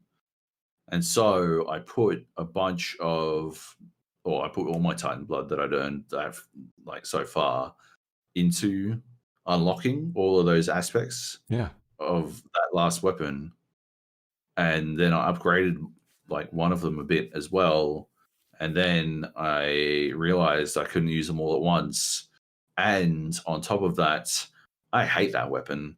So I pissed away a bunch of fucking Titan blood into the bow and arrow, the worst weapon in the game. Dude, that thing punts. What are you talking about? That thing is terrible. The one where you cast, and it injects it into the bow, and then it does extra damage. If you get anything with cast, that thing destroys. Like, you can stand, like, you'll start an encounter and just stand there and hold fucking shot. Like, just hold to charge up a shot and then do it, and everything fucking dies before it ever gets you. It is redonkulous. No, I was talking about the fucking machine gun, which can go fuck itself. I like the machine gun. Oh my god, it's such a piece of shit. You get that? Fuck that. And you put so yeah, there's different types of weapons in the game. I think there's like 6. There's a lot of weapons, and each weapon has sword, like shield, spear, bow, fists, machine gun. Yeah, and as you're out in the world, you come across gods, and they give you modifiers and different types of abilities. And one of the modifiers can actually affect the way that your weapon behaves. And so that can then change up like how your machine gun shoots, or how your bow and arrow shoots, or like it's variations. So you've got like an attack button, a special button, which is like secondary, and then a cast ability. And so you're upgrading all these abilities as you progress further and further into the game. and you come across all these different types of gods, and the gods give you abilities. And so one of them is, it's for instance Zeus, and he shows he gives you like lightning abilities, right? And so for instance with that specific gun, the machine gun, you have ones where every time you fire a bullet, it like hits somebody, and then it could ricochet off to another character and then cause like lightning strikes. And then you get ones where it like bounces 6 or 7 times, and you get like double lightning strikes, and like you go lightning build, and that thing just destroys people. And I've been doing a lot of that. Like, oh, let's try different builds. Like, let's focus down one area. Let's go like with the one you were talking about, the hangover stuff. Like you get that, and you can stack on hangover with a bunch of people, and cause like a stupid amount of tick damage. Or like the lightning stuff I'm talking about, like you just go full lightning, and it just like wrecks people sometimes. And so I've been like toying around with a bunch of those types of things as opposed to just fucking buying everything, because it really changes the way. Yeah. And I had this, but I fucked it up. Is Artemis? Is it Artemis, the hunter? Yeah, the green one. And she adds crit damage. Crit, yeah. And percent crit, and because the gun has lots of shots. Yeah. But I dumbly found the Daedalus hammer, and I saw one of the options was it would severely reduce your shot, and halve your ammo, but greatly ramp up the damage and spread it. And so it was like a shotgun. Right. But the problem was, so I thought that'd be pretty cool with some crit. The reason it was working for me was because the number of shots meant that I had more opportunities to crit. I had like a fucking 10% chance to crit at that point, and 12 shots. So law of averages, I was going to crit, fucking at least once every fucking full like amount of ammo. Lowering it to 6 reduced those odds significantly. The other thing was the distance on this spread. Oh my god, it was like a fifth of the distance of the regular shot. Like I literally had to stand in front of cunts, and like even when I was like close, and I'm like, I think this is close enough. No, it still wasn't close enough. I had to be on top of them to fucking hit them with these fucking shots. And they did wallop. They absolutely walloped. But like, I nearly died on the fucking Hydra because I had to stand on top of the motherfucker just to fucking shoot him. Holy shit, it was fucking upsetting. I have dicked this run up so hard. I died on the last boss. I knew I was never going to beat him. I knew 100% I was never going to beat him because he does his fucking giant fucking spear swing that fucking ruins cunts. But yeah, I knew it was never going to happen. It was very annoying. You wind up in these situations. I think the RNG is a little bit fucking harsh as well. You wind up in these situations where you'll you just never get anything. I've got like this one reroll dice, but I had to go look it up because it was driving me fucking bananas. You only get to use it once per run. Yeah.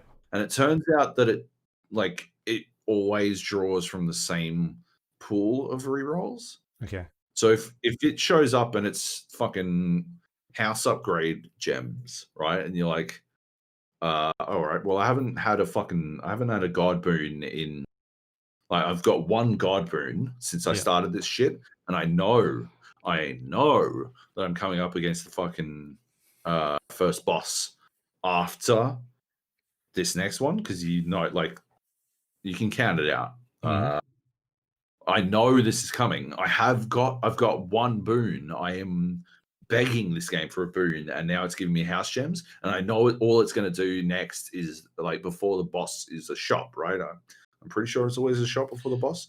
Anyway, right? I know what's coming here, so I just need a fucking boon reroll.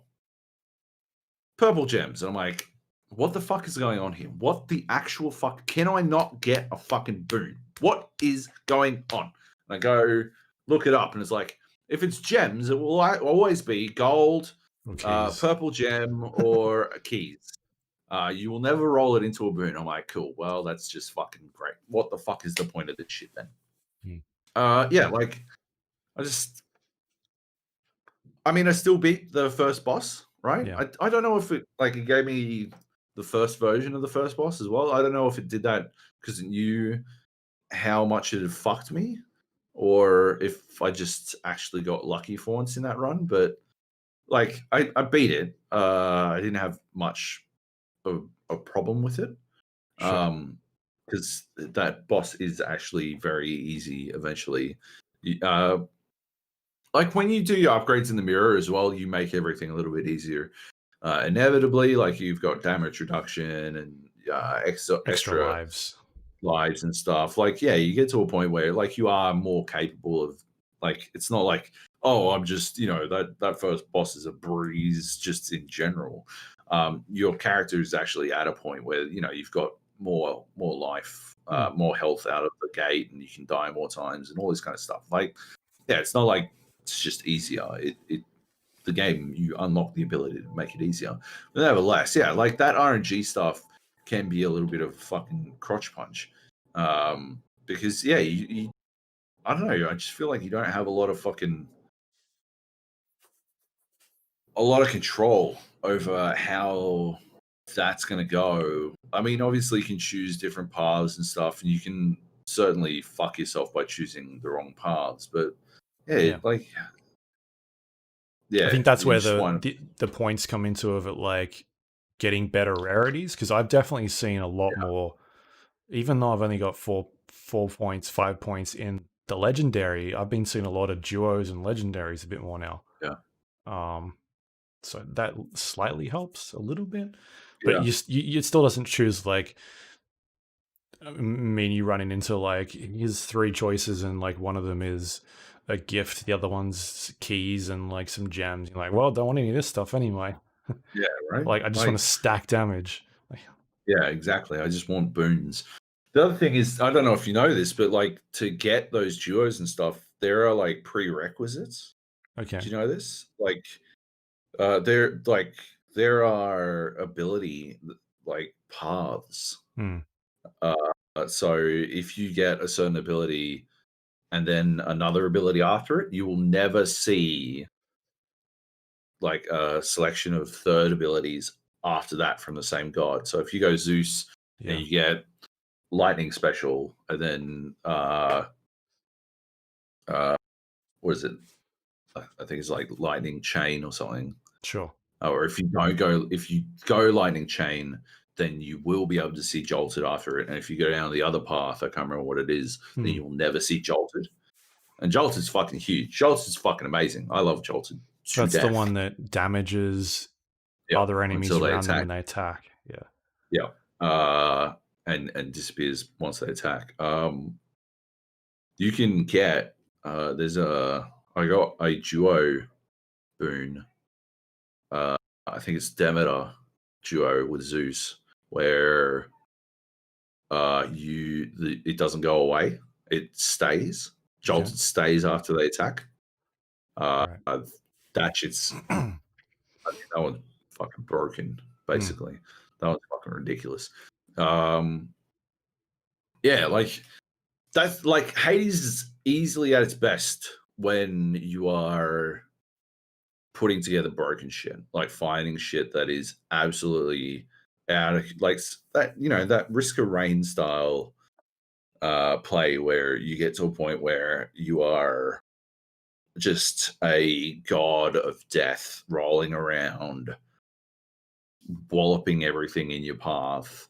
And I feel like it really feels bad to play when you're making a decision between two things, both options you hate, and you're like, well, yeah, I'll do this one because it lessens the grind a little bit when I get back to the fucking house, like back to the starting area. Like that is, and I believe that is a situation that it would purely be alleviated by better economy or economy management by the game. If the economy management in the game was less obnoxious, then that wouldn't feel like as big a deal. You'd sort of just choose it. You choose whichever terrible choice you've got to pick from. And know that it doesn't, oh, okay, I got purple or I got house gems. I'll go house gems because there is something that I want and it doesn't cost way too much. And so I'll do it. Whereas now you're like, I got purple or house gems. It's a fucking drop in the bucket. Like it's fucking, I'm trying to buy a fucking Xbox X and I'm trying to choose between like 5 cents or a 5-cent voucher here. Sure. Like neither of them fucking matter in the grand scheme of things. It's just something I'm doing at this point, like, yeah. Yeah.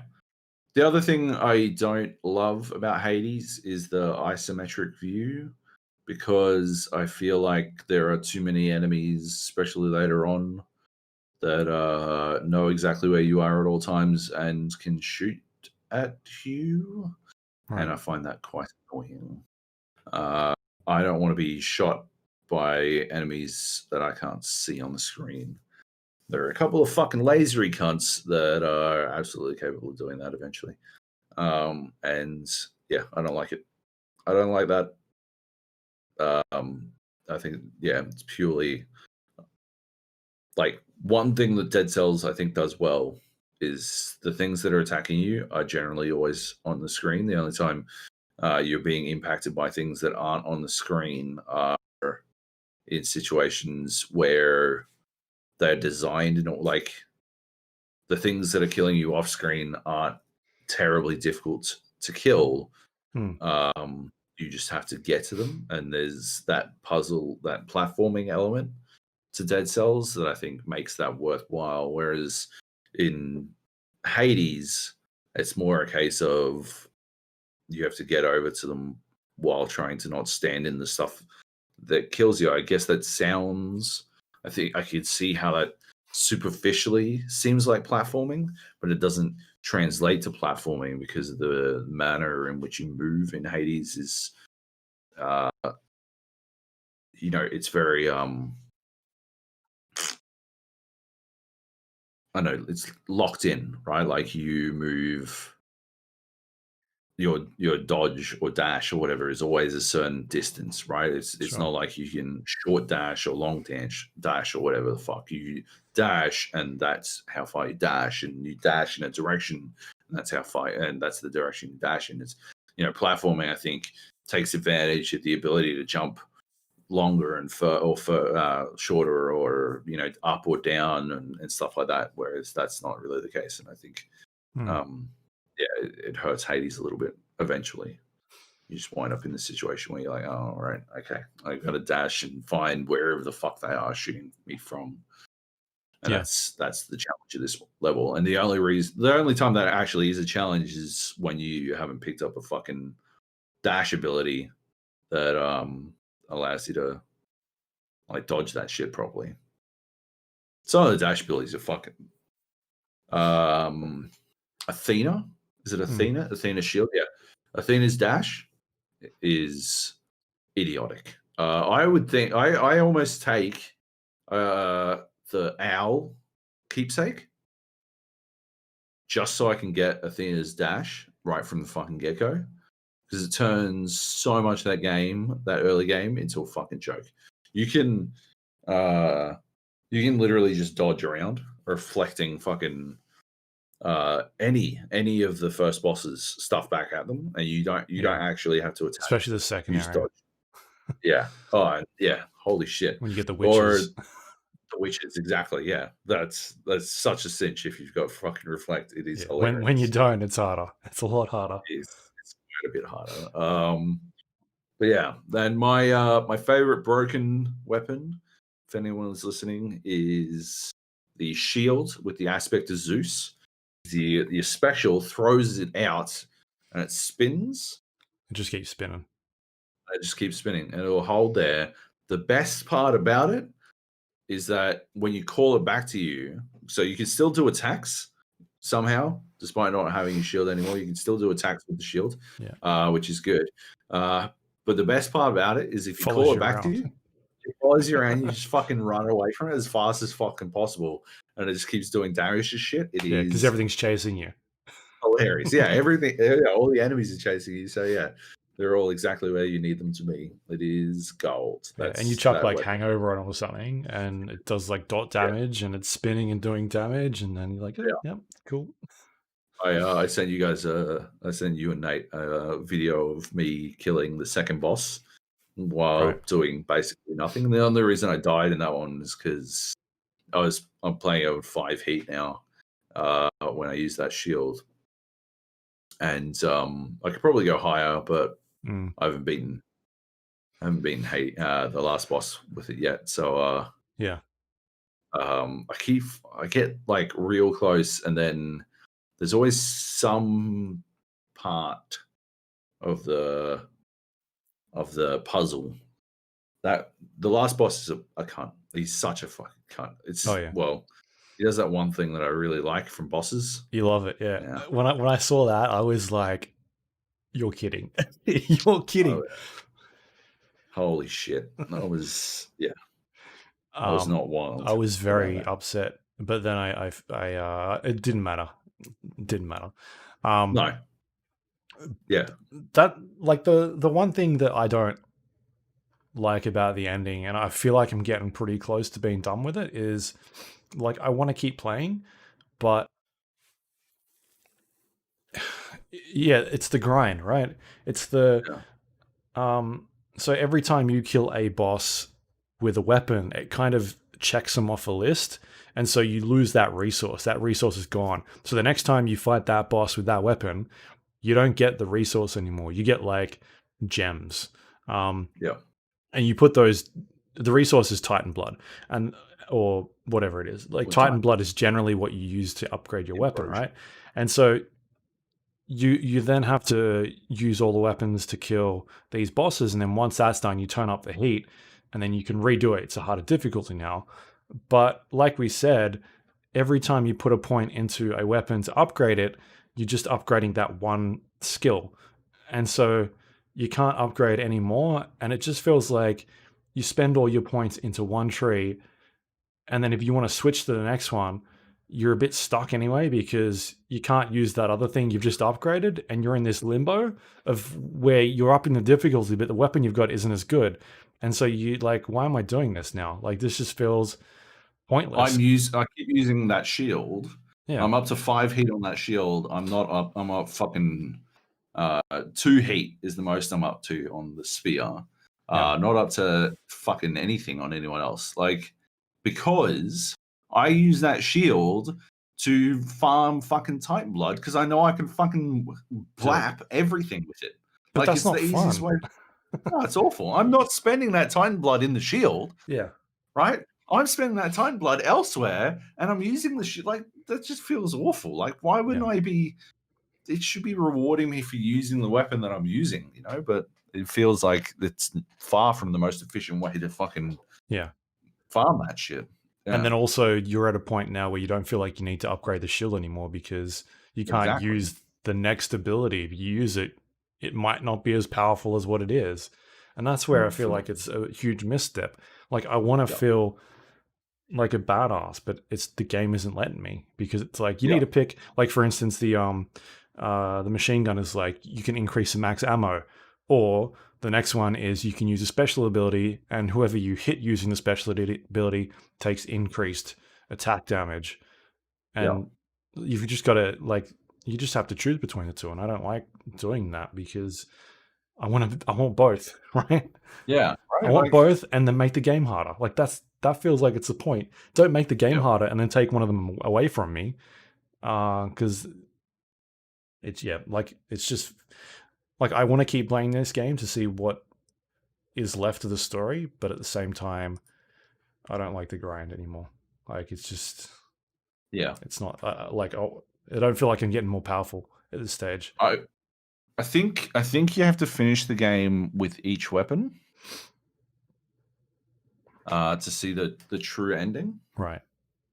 So I might try and do that like just reduce the heat down to 0 and see if I can finish the game with each weapon. I think the fists is going to be fucking rough. Okay. I think the I got to win. I got to win. Have you got any hidden aspects of weapons? I got a hidden aspect of weapons. I actually got 2 now, but yeah, I don't that's know. That's a pretty cool. Elements. Are you? I feel like you're not. I don't know why. It feels like you are. Like you're only about 10 runs behind me. It's weird, right? Like I shouldn't have so much more. Do you trade useless shit at the trader guy in the lounge? Yeah. I trade like all of my keys and yeah. I got rid of the gift, the like expensive gift things now because I'm like they're rubbish. Clearly, there's no point keeping those around because I did one.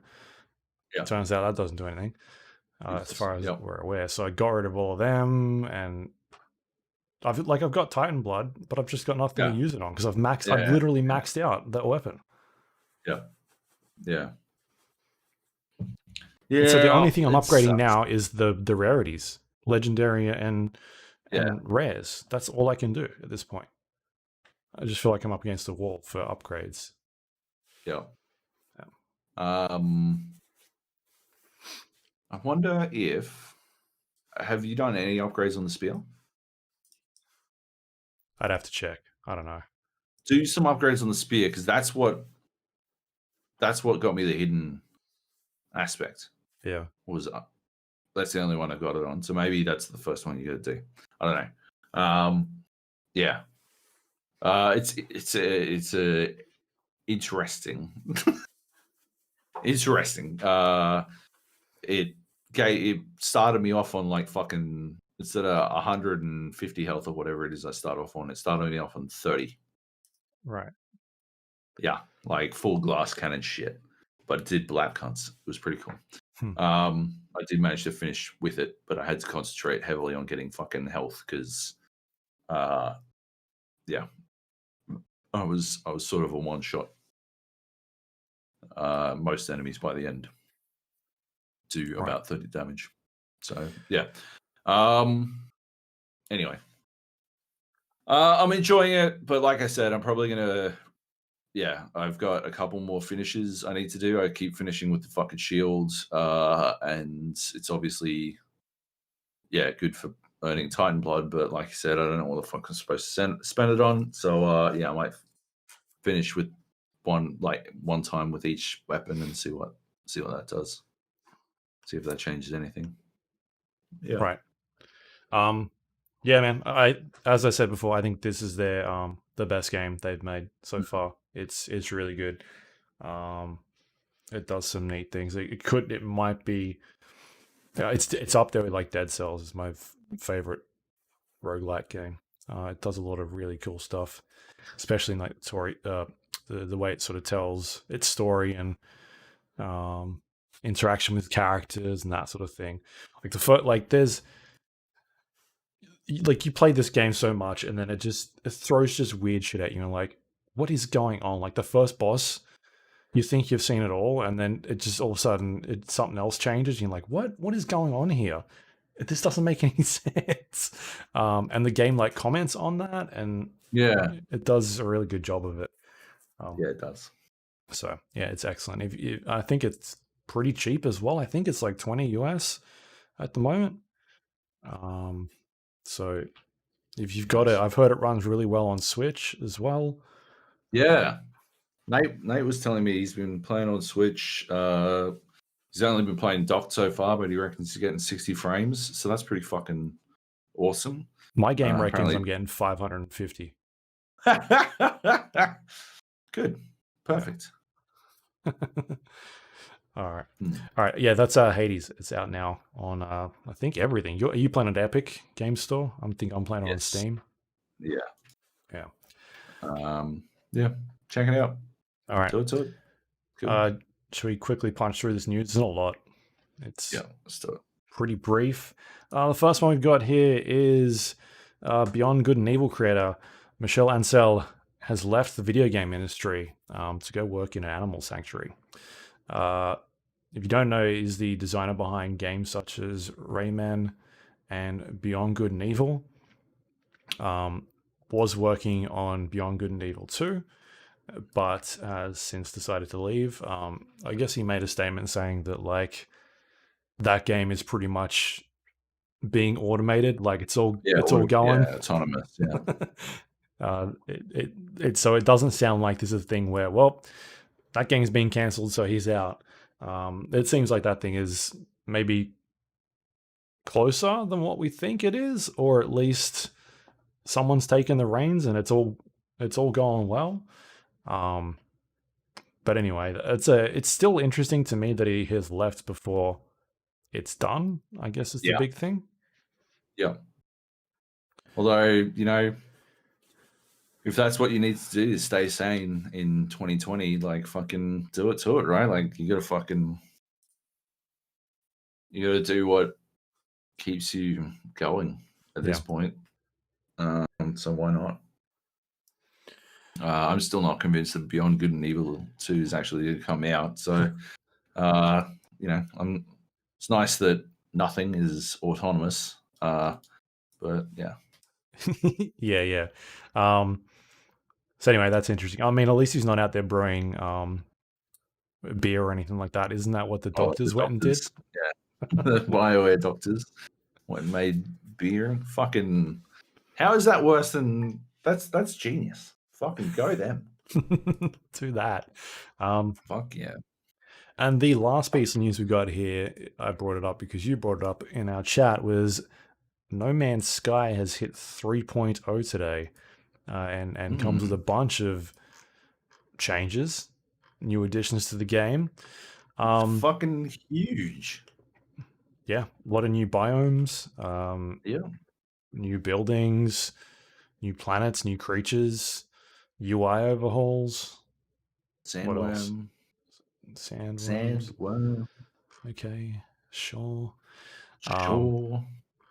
Who cares? I care. I'm in. I want a fucking sandworm. Are we playing this again, are we? Oh, we are. I'm reinstalling it for sure. Are you? I can't wait to play it for about half an hour and not see a sandworm and then fucking uninstall it again. It's going to be fucking tight. Yeah, die from radiation and then... and that's it. If you're jumping in, I'll jump in, but otherwise, I'm not jumping in by myself. Last time I did that, I had a fucking terrible time.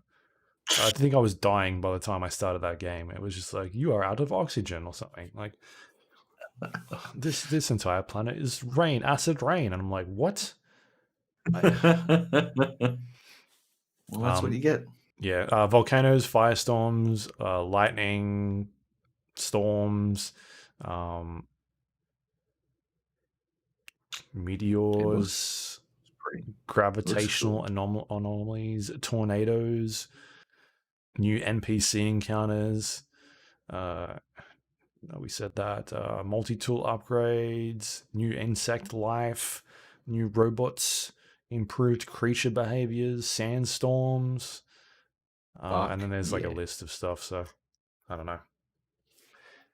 Seems like there's a lot, but what does that do for the game? I guess. What does it do for the game? I don't know. But we'll find out. Maybe next week we'll talk about it and how much you hate this game still. How long it lasted. Meteors. Is it? It's in VR, isn't it? Do you have to buy it in VR or? No, I think it's just play it in VR. I don't know if I want to play it in VR though. Well, I don't know if I want to vomit. Well, I've got back pain, so I might skip it. Yeah. Anyway, shit. That's the news. Anything else you want to talk about that you can think of off the top of your head? No. All right. Nothing. Should we do some questions then? It looks like we've got some questions. We do not have questions, but we do have this. We got tweeted at after last week's episode. Okay. By an account called 4 Happy Dogs, and it says, "I miss the 90s." Hashtag 90s kid. Hashtag Gap at the GA podcast at Benetton, which I think is a clothing label. I feel like they may have missed the mark on who they were trying to tag in this one, but it does have a picture of a pretty cute dog. And if anyone wants to send our Twitter handle at the GA podcast, if they just want to send us pictures of dogs, I'm cool with it. I'm actually okay with this. Obviously, I'm not wild about being confused by for the Gap clothing store, but I am wild about pictures of dogs. So yeah, I'm okay with this. It's a happy coincidence. And that was, I don't know, that weird tweet. That's it. That's what I got. Anyway, perfect. That's the show. That is the show. We're the Gap. You can find us on iTunes, Android, Windows Store, Spotify, YouTube. I think we might be on the new Amazon or Google podcast thing. I have to check that, actually. But you should be able to find us on most things. If you do have a moment, please rate and review the show. Helps other people find us. If you would like to send us questions, you can email us to gapodcast@gmail.com, or you can go to our Discord page, thegapodcast.com/Discord, and leave us a message in our questions channel. Otherwise, jump into the general chat. Let us know what's going on. People talking about like what consoles they bought. It's been we had a big group everyone trying to get a 30 series. Yeah, it was pretty fun. It felt like a bit of a commiseration party because I don't fucking think anyone managed. I think Frisco might have gotten one eventually. Nice. Like really late, but yeah. Oh well. You can find us on social media, facebook.com/the GA podcast, or go to our Twitter, twitter.com/the GA podcast, which is the podcast website, not the clothing brand. You can also find us on YouTube, thegapodcast.com/YouTube. If you want to watch the video of the podcast on YouTube, you can do that. It's how I watch a lot of podcasts these days because I got time. Chuck it up on my screen, let it run, play some Hades. Been doing a lot of that this week. It's been good. Otherwise, you can check out our website, thegapodcast.com. It's got links to all the things we just talked about on the show, including past episodes. If you want to go maybe listen to our PlayStation 5 price reveal episode, it was pretty juicy. Go check that one out. And that is all thanks to our Patreon members who help support this show. They keep the site running and the podcast going.